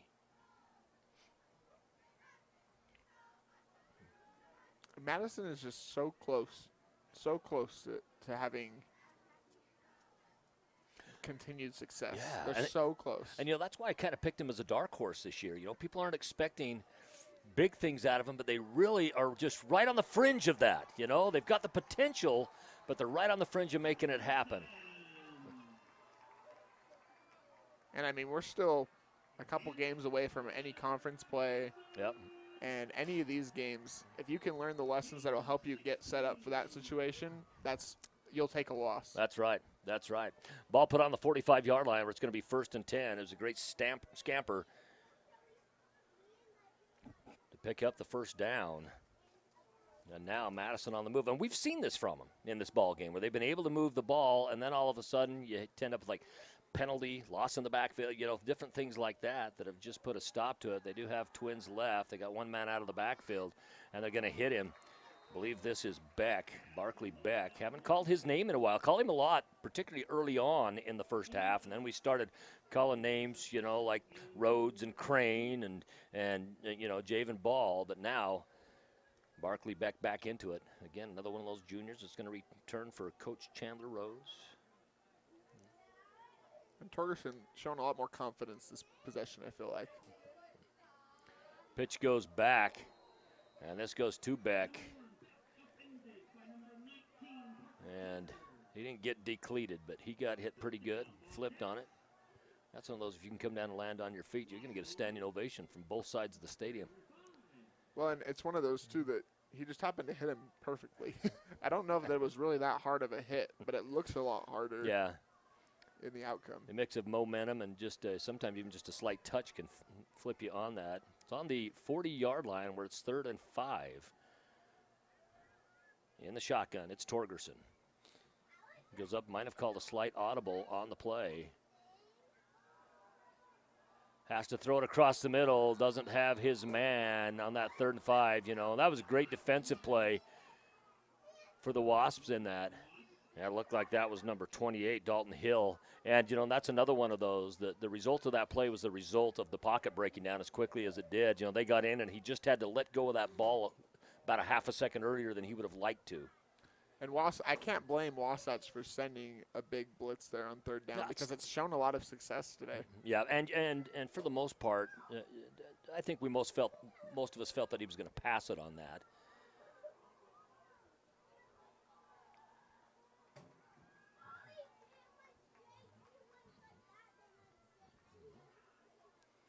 They're going to go for it on 4th down. So he does have protection in the backfield this time. Looks to be single coverage up top, and man. It does. Pops back, goes to the right side. Has his man, goes right between the hands of number 14, Javen Ball. And Ball would have been caught that right on the 1st down marker had he have done it. It was down on the 35-yard line. It's going to be a turnover on downs as it is. And coming out of the half, that is not the result that Madison wanted already yet to get in the end zone and give up a great opportunity there. And again, the same thing that we've seen already, Dallin, is just they can move it, and then it just stops. It almost feels like we're watching an instant replay of the Lewiston Woods cross game. Yeah, it's very kind much of the same type of situations. Stepping up through the middle, and now breaking away from the defenders and finally sliding down. It's Kelson. No, it wasn't. That was actually Bucad. I'm wondering if Kelson got hurt. We have not seen Kelson in the ball game for a while. He had some great passes. That one that we talked about where he had to jump to get it kind of over the middle. He did take a hit on that. That was the last play I think we saw him in the ball game. I think so too. Well, and what that did, it ended up bringing number 22, Calder Osborne, into the game. We started calling his name first because the snap has been going, now to Bucad. The only other quarterback they have listed on their roster is a sophomore. So, and Bucad, he spends enough time in the backfield. Yeah. He's Kelson's mate in the backfield. That's right. And now Osborne in the backfield with him. We'll see what kind of arm he has. He steps up through the defense, steps off another defender, gets across the 40-yard line, but it's finally brought down. It'll bring up a 4th and 10, and I would imagine this not being no man's land, that they will go ahead and punt this. If Madison can start to take advantage of offense and score, Wasatch is in an unfamiliar territory with not having a traditional quarterback anymore. We might see a little bit of a different offensive mindset from them. But Madison has to take advantage of this. They have to get the ball in the end zone. Trevin Lord's in on the tackle to force the punt. Just over 7 minutes remaining in the 3rd. This punt's up. It's a nice one. Comes down. It's going to be filled, and it's going to be brought back. This by Beck. Beck gets out to the sideline, but not until he gets across the 35. And we were lucky. Madison awfully lucky not to get a penalty for a late hit on that play. Even one of the coaches grabbed the player after, kind of giving that little bit of a, hey, don't make it worse. You saw that in the Sugar game where a guy got a personal foul penalty taunting after play, and his teammate yells at him over to the sideline and said, "You just cost us 15 yards." You like it when your players hold their fellow teammates accountable. When you're a coach, saves you yelling at them, because they'd much rather disappoint you as a coach than they would like to disappoint their teammates. Absolutely. Ball is on the 41-yard line, where it's going to bring up a 2nd and 7. Long 7, short 8. Madison, that was a really good defensive stance for them. Now they just got to get down. They're not out of this ball game. They've got over half of the 3rd quarter and all of the 4th quarter to go. It's a 20-point lead, so it is a mountain, but it's not Everest by any stretch. And he hits Beck in stride, and Beck takes advantage of it, getting down into Wasp territory, down all the way to the 41-yard line, where it will be 1st and 10. Looks like they're going to place it on the 42. Torgerson put that right on the money. Beck didn't even have his eyes up. He put it right in Beck's hands, and fortunately Beck looked up right in time. And, you know, there's been a couple of those in this ball game where Torgerson was on the mark, but they weren't able to haul him in. And that was nice to see the catch by Barkley Beck, fellow junior. These two are going to play a lot of football together over the next couple of years. Then they're going to be able to talk about it the rest of their lives. Once again, it's Torgerson, and he's going to have Cash Crane. He's not going to miss 2 in a row of those kind of passes. Pardon me, I said Chase Crane is who I meant, not Cash Crane. The catch was Cash, though. Yeah, that's another brother, Cash. Down to the 5-yard line, and now the best scoring opportunity that Madison has had in this ball game coming right now, 1st and goal from the 5. Lance Taylor, Dallin Fryer, bringing you this ball game from beautiful Bobcat Stadium in Rexburg, Idaho, home of the Madison Bobcats. Pitch goes out to the outside. It's Beck. He's going to cut up, and he's going to hit the pylon. It's going to be a touchdown. Touchdown, Madison.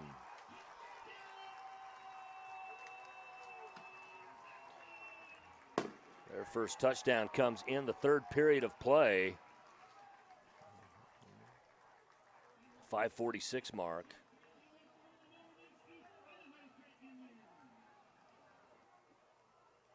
And I think Beck has deserved a touchdown in this ball game. He has. He's done a lot of legwork for this team. That is for sure. We'll see if the extra kick can be up and good.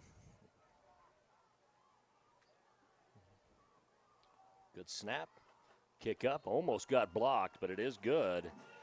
So at the 5:46 mark of quarter number 3, your score now 20-7. And again, Madison, I think they found a few things out about themselves during that drive. We're going to use this opportunity to thank some of our local sponsors. Kelly Canyon wants to wish all the Eastern Idaho teams playing in the Rumble today the best of luck.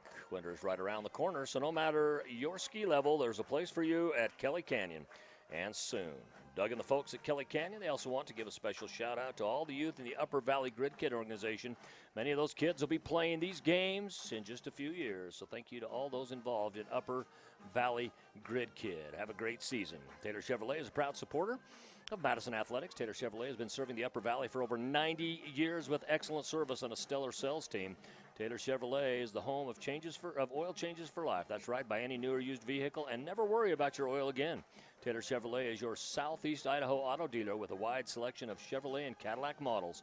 Come in today and get the vehicle you want with oil changes for life. Stop by their Rexburg location or visit them online at taylorchev.com. That's taylorchev.com. Ask for my good buddy Blake Harris, and he will take care of you.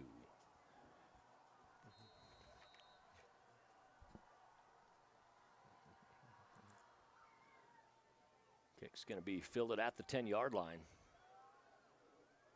Coming out on a nice return, it's number 7, Will Wright.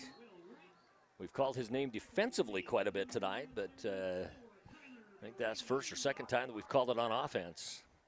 You know what, I just love the jerseys from both these teams. The numbers are readable. Yesterday, boy, we had some problems. Desert Hills came in. Wonderful team, good-looking uniforms, but they were white jerseys with light gold numbers and lettering on them.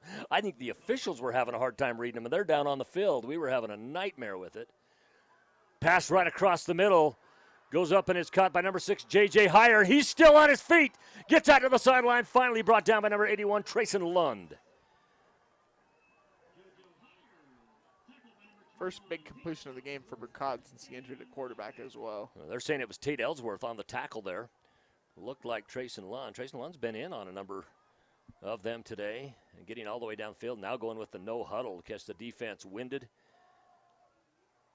And it's Osborne bounces off a defender. Osborne didn't start the game at tailback. At tailback, that was number 3, which is, of course, Bucott. And what a great pass by Bucott. So we found out he's got a multiple pocket skill set. It's 5-yard gain on the play. They faked it to Osborne, come back to the middle. Now get it down to JoJo Heyer. I like that name. There's another first team all name. We've had a few of them throughout the day. We have. We like those. You know, you got to have first team all hair, first team all tattoo. Just need a yard to pick up the first down. They're going to get it with Osborne as he rolls off the defender. Nice spin and roll by Osborne. Osborne, number 22. He is a senior. He's also a linebacker on this team. I'd imagine his side, that's probably outside linebacker. You know, it's funny, when we saw Bucott in the backfield as a running back, he looked like a running back. Yeah. Now when he's at quarterback, he looks like a quarterback. This man is a football player. He is. He is a Taysom Hill. yeah, he very, very, very much is. And they give it to Osborne again. And, boy, Wasatch not afraid to really, you know, ride their horses into the sunset as they're going to give it to him and let him take it. Goes down to the 12-yard line. Brings up a 2nd and 5.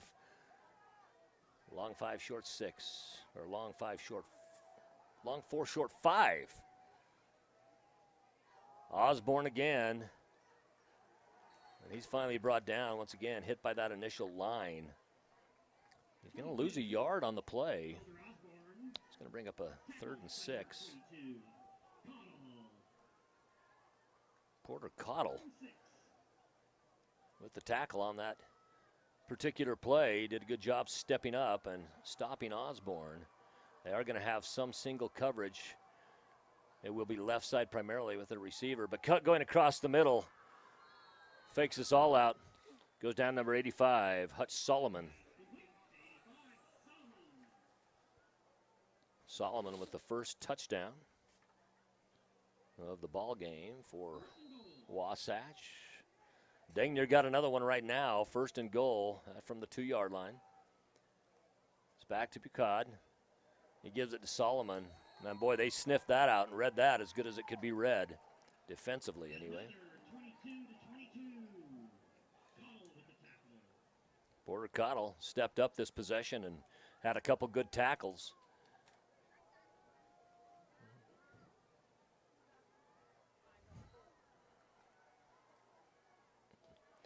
Going to the outside is Bucad. He gets it out nicely to his receiver, number 12, Colton Bassett.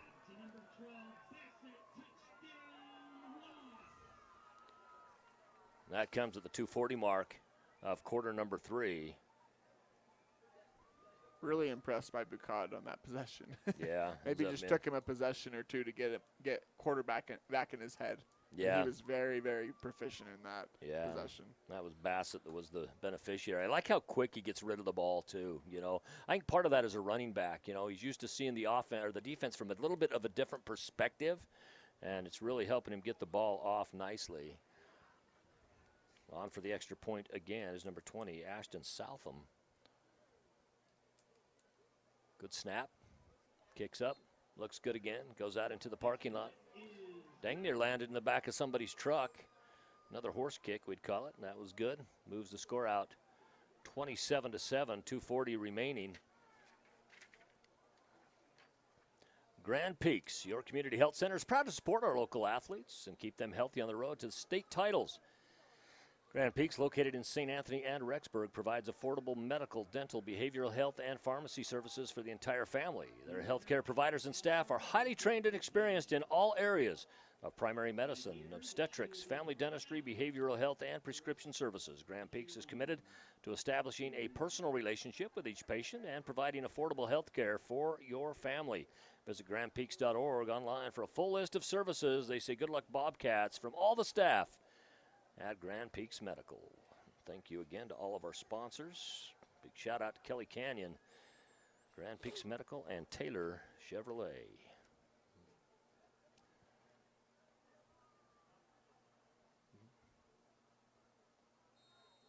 And in order for Madison to come back in this ball game, one thing they can't do is trade touchdowns with Wasatch. 7 for 7 at this point does not help Madison out. Ball goes through the end zone again. Ball by rule will come out to the 20-yard line. Log on to idahosports.com anytime. And check on your school, see what they're doing, what their schedule is. We got schedule, scores, all the fun things going on around the state. Podcasts, you're going to want to catch the podcast. Those are awfully fun. All the podcasts for the different regions of the state. headed by Brandon Bainey, and he'll have one of the experts in that local area to help break down the upcoming matchups in all the different sports. Of course, volleyball going on right now, cross country going on right now, soccer going on right now, as well as football. Out across the 20-yard line to the 22 goes Wasatch. Or pardon me, goes Madison.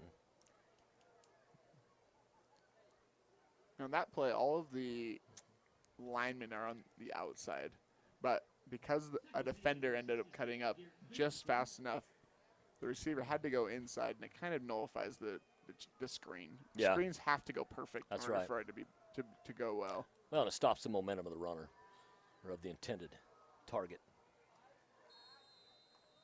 Pass is complete. That goes out to number 14, Javen Ball. I've called his name quite a few times tonight. He is a senior for Madison, so this is his final rodeo season. Ball goes out to the 26-yard line, brings up 3rd and 4. This is a manageable 3rd down for Madison. And don't forget the legs of Hazen Torgerson. He can get out and move. He goes to the right side, and he does just that. He tucks it in. He picks up the 1st down. He's on his feet out across the 40 near the 45-yard line. The near side judge has it on the 45. And that's where they're going to place it. The other side had him on the 44. I thought that looked a little more right, the 44. We'll go with the 45 as well. Irrelevant. Both of them are 1st downs as Torgerson brings in the play.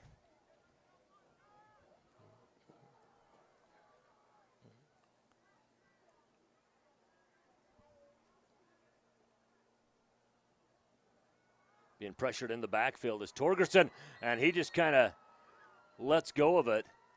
And once again, in the backfield, not the biggest player on the field, but Colton Brisk.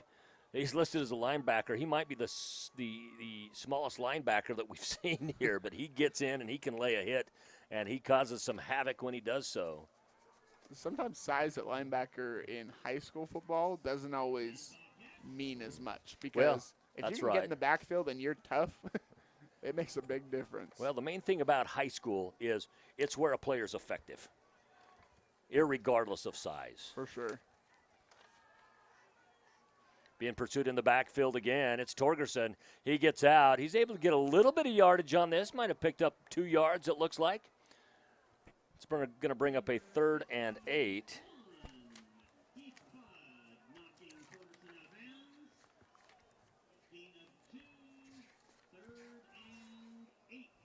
Yeah, another 3rd and long for Madison.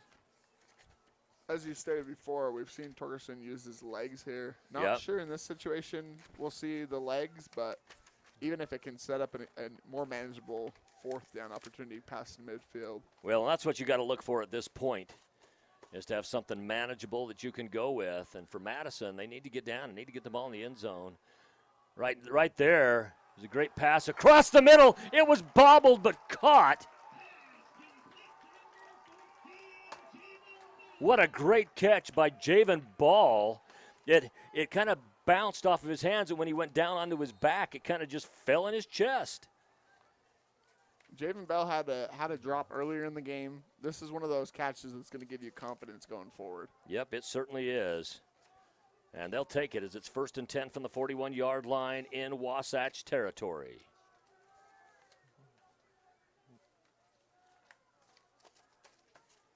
Got a blitz coming, and they're quickly into the backfield. Torgerson had stepped through the first tackle for a moment, but then got nothing after.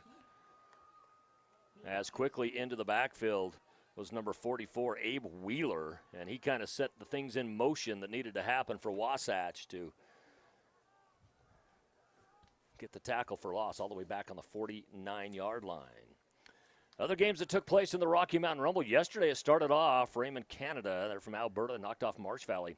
Then it was Desert Hills out of St. George, your reigning 4A state champions in Utah, beating Minico. Skyline of Idaho Falls knocked off Layton as we get another loss of yards in the backfield. And again, we're seeing a replay of some of the same things that have already happened to Madison. Then our nightcap last night, it started late, an hour and 15 minutes late because of lightning delays. And they absolutely laid a drubbing on Skyline of Utah. Highland was fantastic earlier today. Templeton and Sugar Salem, that was won by the Diggers, your reigning 3A state champions. And then Woods Cross really came up and showed some good things against Lewiston out of northern Idaho. And now Madison and Wasatch. And, of course, there was one other game in the Rumble as we come to the end of the third quarter. One more game in the Rumble, and that game was played at Rigby High School, where Lehigh came up and really laid it down to Rigby. Lehigh, a very impressive football program. Not just a team, but a program. Yeah. They won the 5A state championship last year. Their quarterback was a Colorado State commit, and let me tell you, he showed it last year. They played Highland at the Rumble, and it was quite an impressive display. Yeah, and this year the best matchup might have been Lehigh and Highland. You know, Highland a much improved team this year from last year, but Lehigh very good. As you mentioned, Dallin, they are the reigning 5A state champions, but have now moved back up to 6A. They've popped back and forth between 5A and 6A on a couple different occasions as different high schools have come in.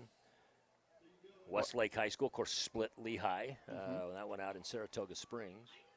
Well, and in general, Lehigh, my sister lived out in Lehigh for 10 years, and from the 10 years that they lived there, I can't believe how much it grew. Oh, and there was always crazy. road construction, and anytime they'd start road construction, they'd have to add to the road construction because they'd have to build another highway or another freeway or another entrance. Yeah, they would. and, you know, around 5, 6 in the evening, trying to get through Lehigh out to Saratoga Springs was a nightmare. We had a home. The first home that we had ever built was out when Harriman was starting to expand in the late 90s.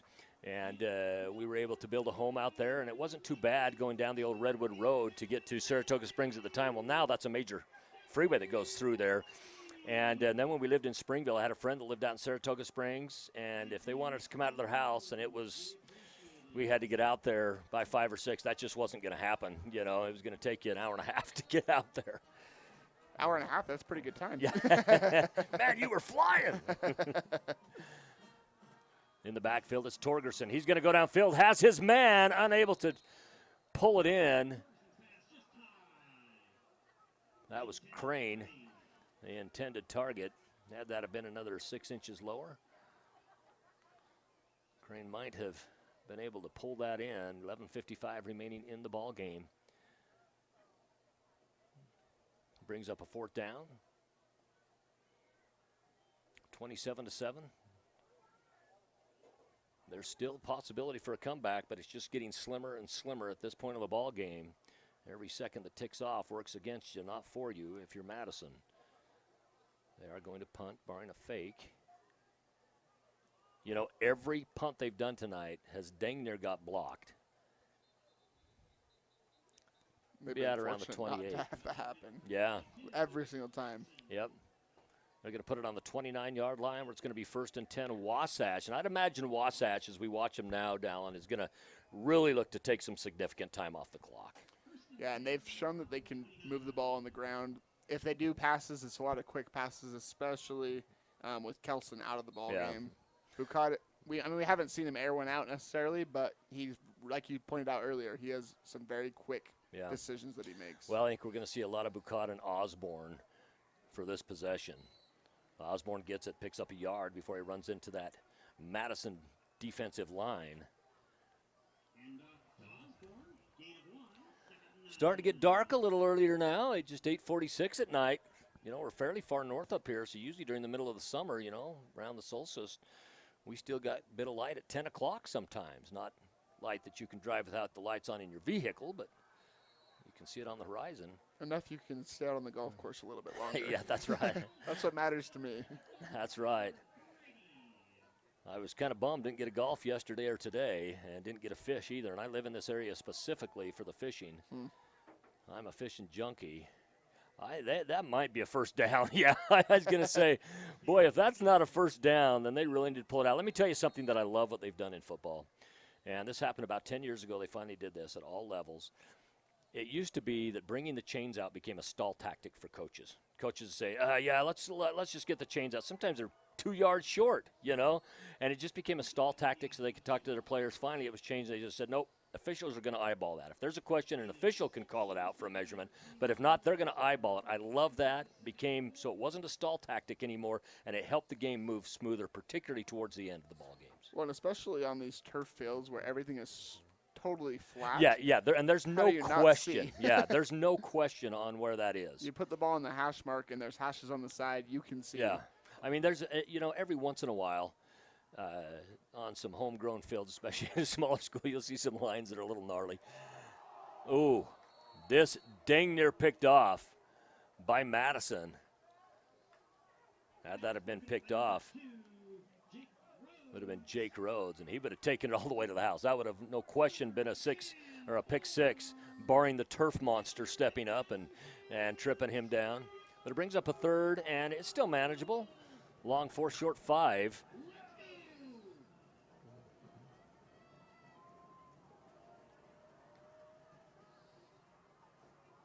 Pretty good turnout tonight. Yeah. For the Madison faithful. Trying to draw the defense off is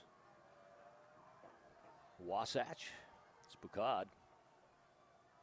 Osborne in the backfield. He fakes it to him, has his couple route receivers out. But, that time, it was great by Madison. That time, Madison forced Bukad to let go of the pass a little earlier than he wanted to. Brings up a 4th down, and what we would assume is a punt back deep to receive is going to be Barkley Beck. And again, so many positives in this game for Madison. Yeah. The scoreboard just doesn't reflect the good parts of the game that they've had. Yeah, this isn't one of those games that you look at from a fan perspective and say, you know what, that was a terrible ball game. No, they struggled to punch it in. They struggled to finish what they started. But you know what? They've had a lot of good punches in this as well. They just haven't been in the end zone. Beck has it.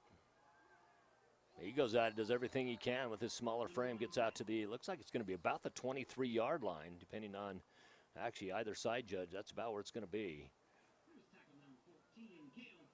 That's where it's going to be 1st and 10, Madison.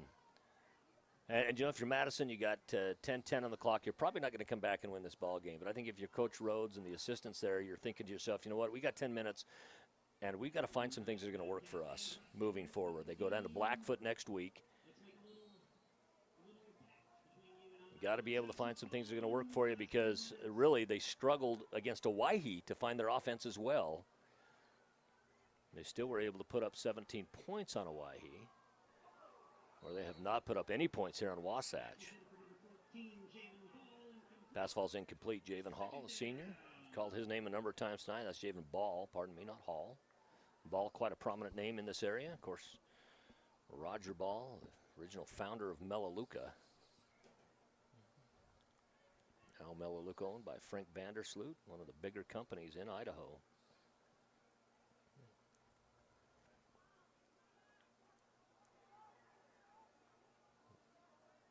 Employs a lot of people in this area. Torgerson comes into the pocket, gets it out to Beck. Beck on the run, finally brought down inside the 40-yard line on the Wasatch side of the field.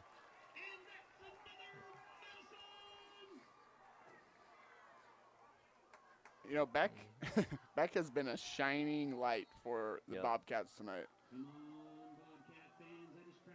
Torgerson loves to look for him, and anytime he's open, by golly, he's getting him the ball. No, I'd said that Madison just unable to punch it in. They did punch it in one time, just not able to punch it in enough is what I should say. Enough of the opportunities that they had to punch it in. That's down to the 6-yard line, and that's going to be caught by number 6, Tanner Johnson. I'm a little surprised they haven't used Johnson more. I'm very familiar with Tanner, very good athlete, and he's got a decent tight end body as well. And I'm surprised they haven't used him a little bit more in this system. Not questioning the coaches. They know their athletes best. Nobody in the backfield other than Torgerson. He gets it out to Beck. Beck gets to the sideline. He's down near the 20, and that's where they're going to spot it 1st and 10. Another red zone opportunity. Looked like it might be on the 21, but another red zone opportunity, a little bit of OC red zone. OS red zone. OS what am I saying? Zone. Not old cool, old school. You can call it old cool if you want to. Or OG, old guard. Yep, there we go.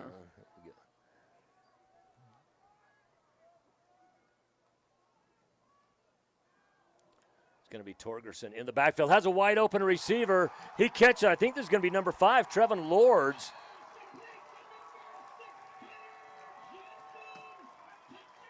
They're going to get, that's Tanner Johnson. I thought it was number 5, Trevin Lords, for just a moment. If it was Trevin, I was excited to call his name. His father's the superintendent here.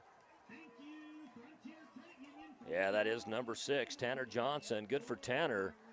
Boy, he got that pass off right in time because the pocket collapsed, but it left a wide open receiver. And that's the downside of the blitz, is that you can oftentimes leave somebody open. And that can give Torgerson some confidence going forward as well, that he can handle the blitz. Yeah. He just has to find his guys. Ooh, blocked PAT. We had about 5 different Wasps block that PAT.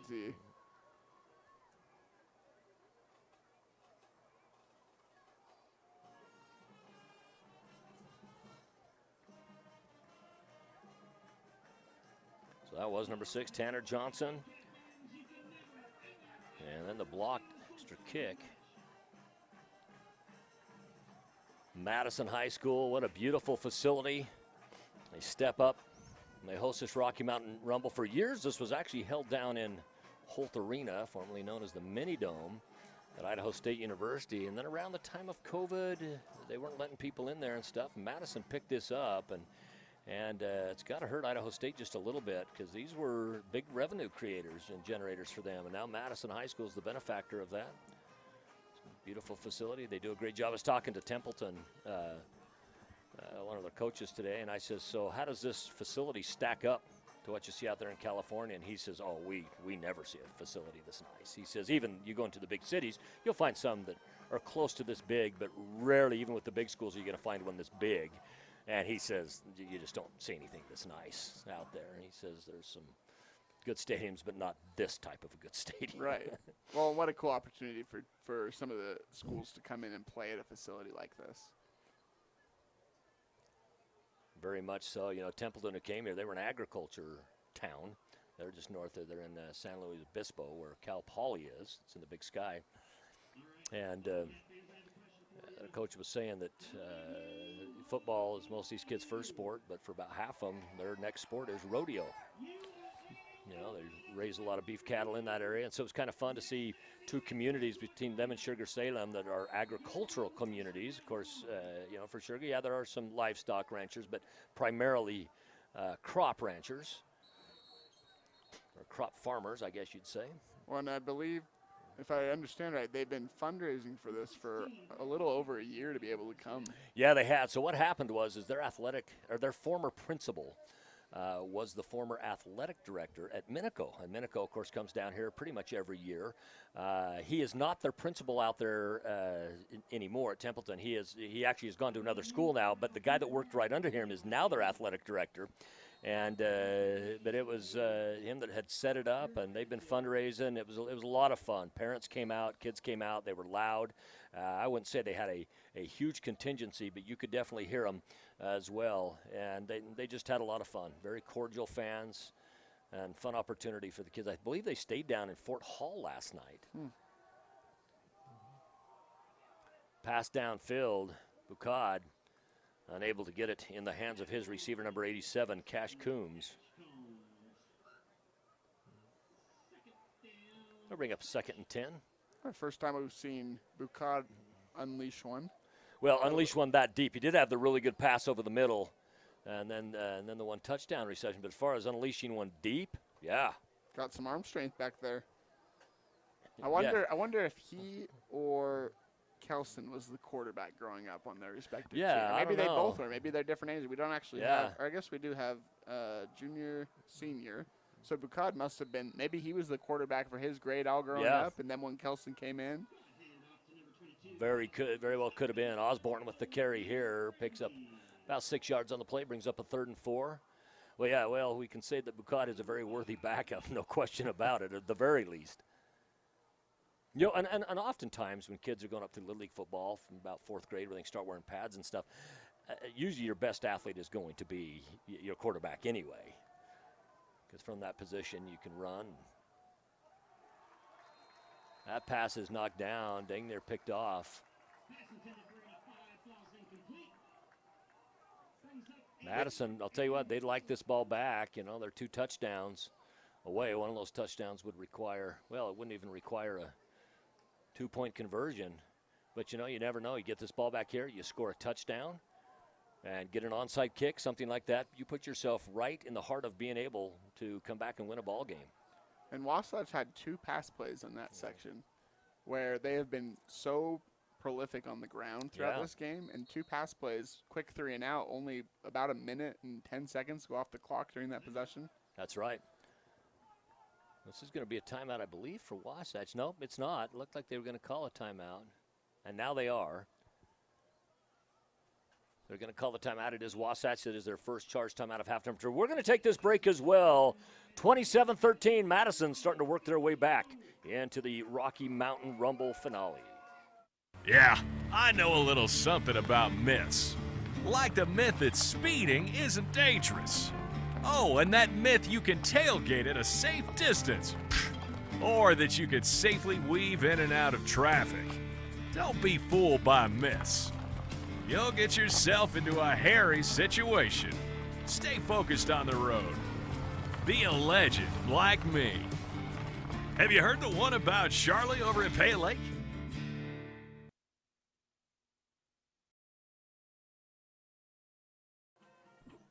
8:33 remaining in the ball game. Madison now has forced a punt, so they'll get the ball back, barring a fake punt that's successful here.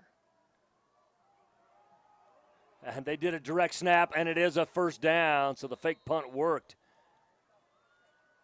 And that is, in fact, barring any kind of penalty. And that was actually number 2 that ran that. That was Colton Brisk with the fake.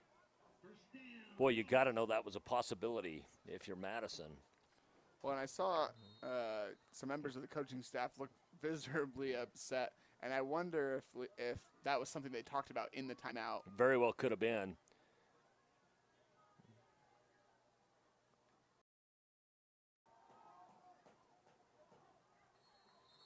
Run picks up about a yard. That was Osborne. Maybe a little over a yard. We'll call it 2. Brings up a 2nd and 8, and we're going to get a timeout. This is going to be taken by Madison. So now two timeouts left for each team. Again, Wasatch next week. They're going to be home versus Weber. Weber out of the north end of Weber County there. Used to be one of the biggest high schools in the state. And of course, next week, Madison will be on the road after 2 home games to start this season. They head down to the Broncos of Blackfoot.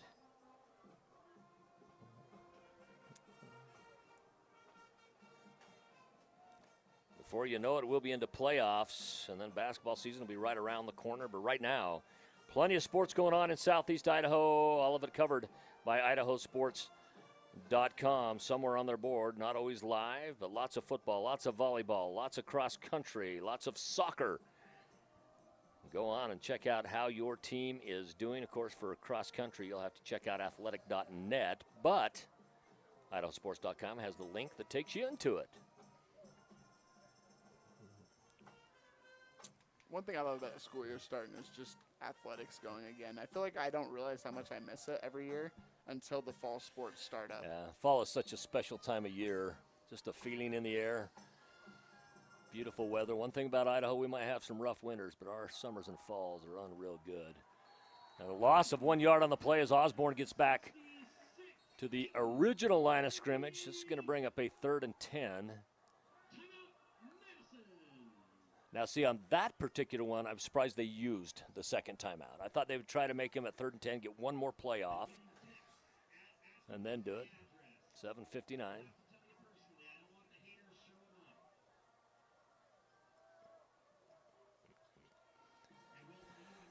Madison High School. Madison is a 5A school in the state of Idaho. They've popped back and forth a couple different times to 4A as well.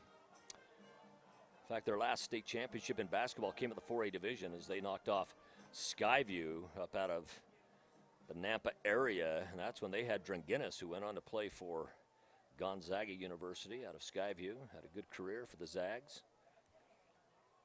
Madison now back at the 5A. In fact, at that time you had Madison that was 5A, Madison was 4A. Shelley was in that same 4A conference. Shelley a couple years later dropped down to 3A. Madison went up to 5A. So then they had two divisions between them, and then Shelley now back up at the 4A division. They are actually the smallest 4A in the state of Idaho. Now that Templeton High School that was out from California, if they were in Idaho, they would be 4A, and they're about the same student body size roughly as Shelley. So they'd be a smaller 4A.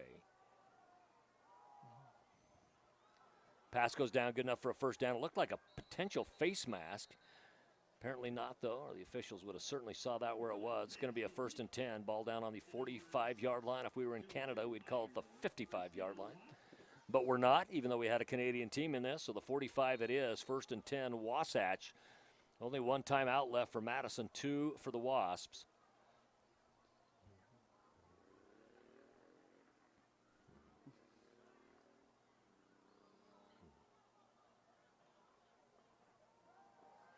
In the backfield, Bukad gets it off to his receiver. Once again, it's number 6, JoJo Heyer. He's brought down in the backfield. Going to take a loss on that play. So I was surfing the internet the other day, and all the talk about AI and stuff like that. So there was this little advertisement that just said all the football helmet logos for the NFL, and they did it for college too, reimagined through AI. And they had these AI created logos for the different teams. It was really, really cool if you get a chance to see those. I've seen a few different iterations of like celebrities if they were in this TV show or yeah. whatever it might be, and it's pretty impressive. What was funny is the Penn State one was still white. Naturally. It was still just white. There's a couple of logos that will never change. Yeah. Penn State, the Raiders. They will always do that. It's funny. So it's probably been about 15 years ago, an article came out and it had every college football program as if it was a Simpson character. And of course this is when Notre Dame, was always kind of considered the king a little bit. It might have been about 20 years ago. And I'm trying to think what the guy's name is that owns all the money on the Simpsons. Anyway, that's who it was. That's who Notre Dame was. And it says, everybody in the world hates him, but you'd change places with him in a half a second. And stuff. And then they had, the Flanders who were on there who were really religious and stuff. And Ned Flanders was BYU, which is close to this area. And then University of Utah was Ned Flanders' wife. And the caption on it said, basically BYU, just a little hotter. and then at the time, the two programs in the country that were just in the dumps at the time was New Mexico State, and I can't quite remember who the other one was, and they were the Flanders kids on that. But it was funny. Arizona State was that superhero guy that it says they start the season every year with the glitz and glamour, and by midseason they get exposed for the drunks they are, and stuff. It was quite the deal. Looking for a pass interference was Solomon. He's not going to get the call, and I thought it was good defense on that. I didn't see the pass interference. Very well could have been. I did not see it. 6:29 as the clock came to a stop for the incomplete pass. 4th and long, 4 short, 5. Of course, they converted last time. It was 4th down. Faithful from Madison, hoping they can get a stop here, and what they're trying to do is draw Madison off. It's going to be a keeper for Bukad, and he's going to do what he does, which is pick up a first down. Gets down inside the 30-yard line all the way down to the 26. And I think we're just going to see more of the same from them. Going to continue to run the clock off and make it very, very difficult for Madison to pull off a hometown miracle here. Beautiful field house here at Madison High School. Got a half football field in there. It's their indoor practice facility, plus tennis courts that you can go in and use. This is more than just a football stadium. Oh, yeah. It is a complex. It's a complex, yep, for sure. You got it right there. Carried by Osborne. He gets down inside the 20-yard line.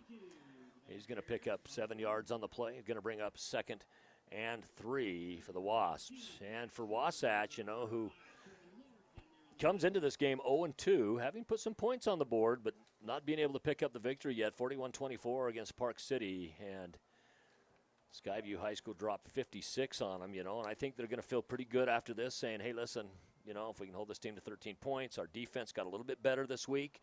Our offense was solid. The kicking game was good as well. Otherwise, it's just 21 right now without those 2 field goals, and it's a single touchdown game. Touchdown and a 2-point conversion anyway. Yeah, definitely a lot of positives for Wasatch. The second half has been a little bit more sloppy, but nothing to hang your head about by any means. No. And a lot of it comes with you were ahead 20-0. Yeah, well, and Kelson's out of the ball game. And, even though, Bucad has been a fantastic backup, there is something about the flow of your system when the guy that you're used to barking the calls out there and stuff is off of the field. It'll be interesting to find out what happened to him. As Osborne has it again, he's going to pick up the first down as he gets down to the 15-yard line, 1st and 10.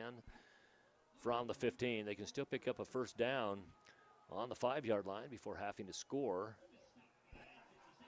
Well, and Osborne as well has done a good job coming in the backfield, but having Bucad and Kelson in the backfield together seems more like a great combination compared to maybe this is a good combination.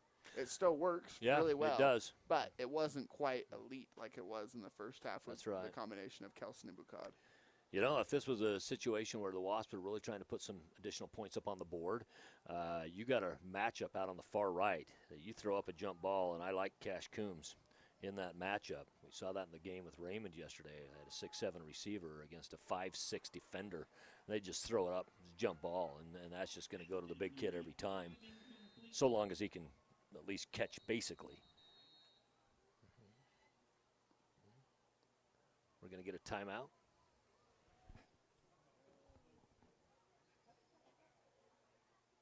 Now we have a player down over on the far side of the field. It is a Madison Bobcat. One more time to thank our good sponsors in this ball game. Kelly Canyon, Grand Peaks Medical Center, Taylor Chevrolet. These are companies that have consistently stepped up over the years. Kelly Canyon under new ownership the last couple years. Doug Swanson does all their marketing for them. Doug does a great job. Has another company too, but they haven't paid for advertising, so I can't say what it is. Kelly Canyon, one of the fine ski resorts here in the area. Of course, number of ski resorts between here and Jackson Hole, Wyoming. I think Wasatch going back and playing a game at home this next week, taking this victory with them, leaves that good taste in your mouth. I think it makes for better practices during the week, and heck, you pick up that win tomorrow, next week, you're back at 500 on the season. For Madison, they're going to drop to 0-2. However, they were well-fought ball games. It wasn't like they came out and just got, absolutely walked on or anything like that. They gave up some plays they shouldn't have, but they gained some plays and have some positive things to take into next week. I think Coach Rhodes is going to spend a bit of time on some film, and help his players get a little bit better. Again, we talked about some of the youth that they have. They got a lot of players stepping up, play varsity for the first time. Always a learning curve. And definitely a lot of good pieces to take. And like you said, a lot of things to build on that were maybe not great, could be great as the season progresses. Certainly. From the shotgun they go. It's on 2nd down. It's going to be Bucad. He sneaks up the middle. He's finally grabbed. It comes down. Looks like around the 6-yard line. This is the point in the game as well where Wasatch is in this deep territory that the coaching staff may not really care if they score. Yeah. and the players are going to say they don't really care if they score, but if Bucad gets a chance to go in the end zone, you better believe he's going to go in the end zone. Sure. Well, and it's the same when you put your backup players in. How do you put a player in and tell them not to play hard when you're up? It's not running the score up. It's letting guys be the best that they can be when they're out there on the field. And Bucad has been nothing short of fantastic tonight. I think he's made a pretty good case for the upcoming IdahoSports.com Player of the Game, brought to you by the Idaho Transportation Department. Osborne has done a sensational job in the second half as well, and now he gets down inside, picks up the first down. He's going to be down on the 3-yard line where it'll be 1st and goal Wasatch. Still too much time to nil on the ball, so you assume they'll punch one in here.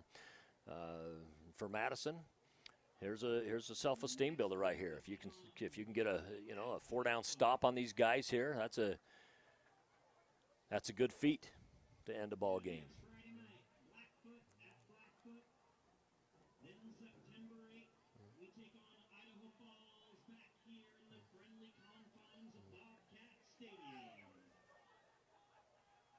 .247, clock continues to run.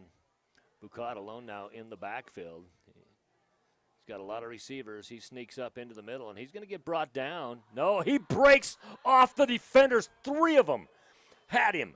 And he breaks off the defenders and sneaks in for a touchdown. Wow. You know, out of all the plays that have happened during this game for Boucard, he ran over a defender on his first touchdown of the game, I believe. That's probably going to be the one he's going to talk about, is this one just barely. He's going to go into the bus, and he's going to be remembering that play with his teammates. Well, he was wrapped.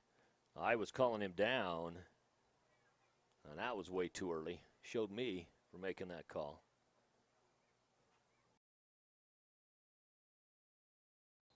Kick is up, just like the other ones. It's good. Moves us out. 34-13, and this game now, I'm officially going to say, is academic.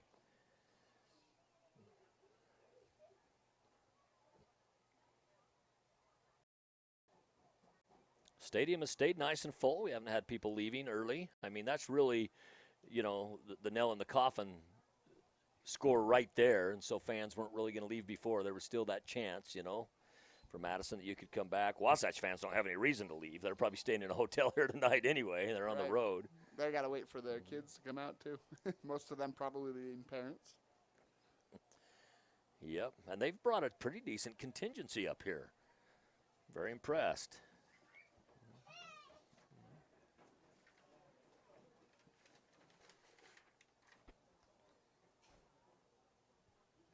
This might be one of the cases of Fisher Brown just seeing how far he can possibly kick this football. They can kick it right through the uprights.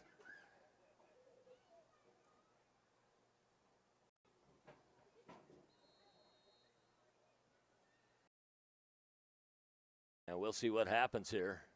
I do like that setup of theirs. Well, he didn't necessarily try to kill it. This does go back into the end zone. It still goes into the end zone, but was his shortest kick of the evening. He's going to walk off all upset about that, I'm sure. Definitely I'm sure he's going to do it. Yeah, that's right. So Madison takes over after another score by the Wasps of Wasatch.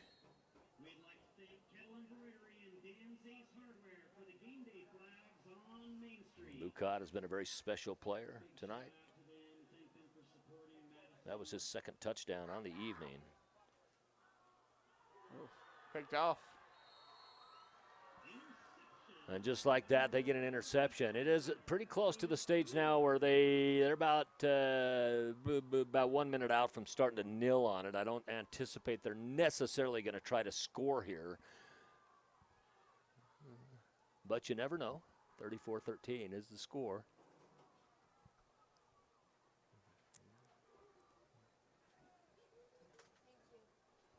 And plays like that are going to make Torgerson feel bad going into the night, but he really didn't have a horrible game.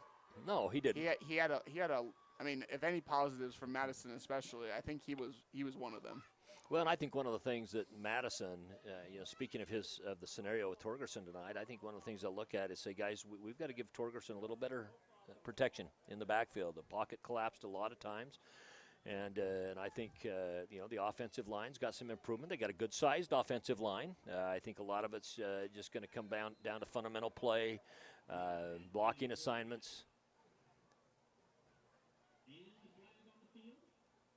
I think was it a delay? Delay game. New quarterback, maybe not knowing where the official would be. Yep. And I think Torgerson, when he had time, like you pointed out, when he had time, he was a great quarterback tonight. Yeah. And he was able to make a lot of plays. Even if he was scrambling, he was still making plays. For him, a lot of the plays just broke down, and he had to scramble out of it.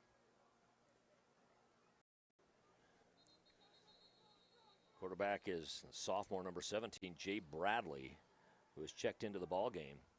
Nice to get your sophomore some time. Still out there on the field for some of that veteran support. You got Osborne out there. And, of course, Osborne, we never called his name in the first half, didn't play, at least didn't get the ball to run in the first half. But, with their quarterback out, that being Kelson, switching Bucat over to quarterback. And as time moves on, you've got to hope that Kelson comes back, because that does hurt a little bit not having Bucat at running back, because certainly he's probably not going to be racking up 256 yards as a quarterback.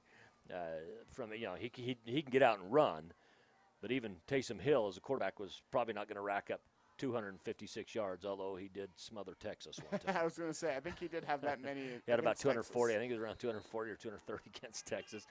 And that was a game I was on the road. Didn't think I was going to be able to see that game. But if you remember, that was almost a 3-hour lightning delay that night. It started late on ESPN, so I was able to watch that game from my hotel room, which was a lot of fun, being able to see the whole game. Usually I just have to catch highlights of some of the different college games around as Madison uses their final timeout. But, there's always fun things that can happen in ball games, and there's interesting things, and weather is one of the interesting things we deal with. And, of course, now in the new conference, you look at the Big 12 now, the layout of the Big 12. I wouldn't be surprised within a few years to see maybe West Virginia, UCF, Cincinnati maybe try to make their way actually to the ACC. That would not surprise me as time moves forward. But you really look at this Western Division now. If you break up in divisions in the Big 12, and you got the natural rivalry back of Utah and BYU, you've got Colorado back in the mix on there. You've got Arizona State in that mix, and you put some of the Western Texas schools. So you either go Baylor and Texas Tech, or maybe even Oklahoma State, especially since Oklahoma's leaving, because you figure the rivalry game at the end of the season now. For them will not be Oklahoma anymore. That'll be played earlier in the season. It'll probably be Colorado, because Colorado doesn't have their natural rival there, with Colorado State not being in the conference. And so I think that those are some, different scenarios you can look at. And, of course, with, BYU and Arizona State, that brings back former WAC teams from years and years ago, before the Pac-8 expanded with Arizona State and became the Pac-12. It's really, became the Pac-10 at the time, pardon me, and then the Pac-12. It's just really crazy how different things can change in just a couple of years. And, I saw a graphic the other day from the Big Sky Conference of their original schools, and 4 of them I never even knew were in the Big Sky.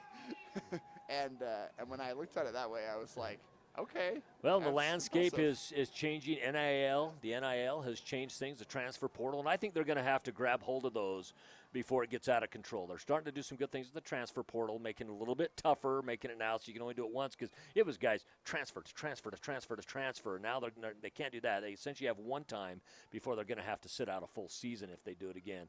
This kick is up, and it looks just short for Wasatch with 24 seconds left. Don't know if Madison will just come out and kind of end the game kneeling on it, or if they're going to try for the end zone. That was a 51-yard field goal attempt. Yeah, it was. I saw them on that one. But, yeah, they're definitely going to have to take hold of what's going on with the NIL, because it just what it does, it just the rich get richer, the poor get poorer with what's going on with the NIL. Right now, it's essentially becoming like a pro sport, and what you're going to have is you're going to have agents, and you're going to have players that now start controlling the colleges rather than just being a part of the college. And the coach, one of the things that was nice about colleges were the coaches were still head of the program. Where you go to the NFL, those coaches are almost just a regular token figure. Same with the NBA. Beck. The pass from Torgerson gets out of bounds, out near the 30-yard line, just short of it. Looks like it'll be around the 29. But, yeah, there's some challenges coming right now with the NIL. And, we hate to see college football lose a lot of the luster that it's had over the years. Such an exciting place. And there's not many things more exciting than college football. No, there's not.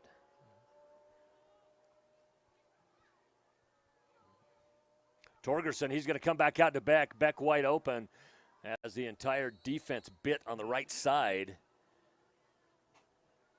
That's Madison's right side. 13 seconds. Get a little move downfield. Wasatch being able to get some of their second-string players in to get some playing time here in the Rocky Mountain Rumble, to play on such a great facility and great field here at Bobcat Stadium. Rexburg's been a great host for this, and I think they will continue to be for years to come.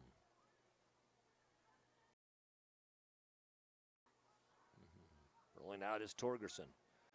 Has a receiver again. This time it's down to number 14, Javen Bell. We've called his name a number of times. We'll have at least one more play, depending on how quickly they can get it to the sideline, maybe two. If they can get another sideline, quick one to the sideline, maybe have a second or two left on the clock, they might be able to throw one to the end zone and try for a final score. Out on this side, they do have Crane out on this side. They have three receivers, so they might go for it right now. They got a single right, and they are going deep. One man in the backfield comes out of it. And now going to the side and getting out with 2 seconds on the clock. That is number 14, Javen Bell, and they're in legitimate position to go for the touchdown.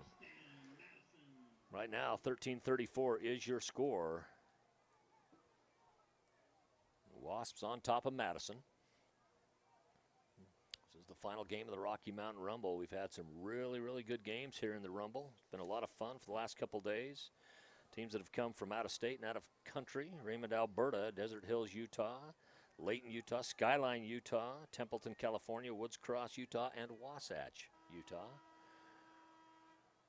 And this game officially comes to an end with your final score, 34-13. We're going to take a quick break. We'll be back with closing thoughts and, of course, your IdahoSports.com player of the game, presented by the Idaho Transportation Department.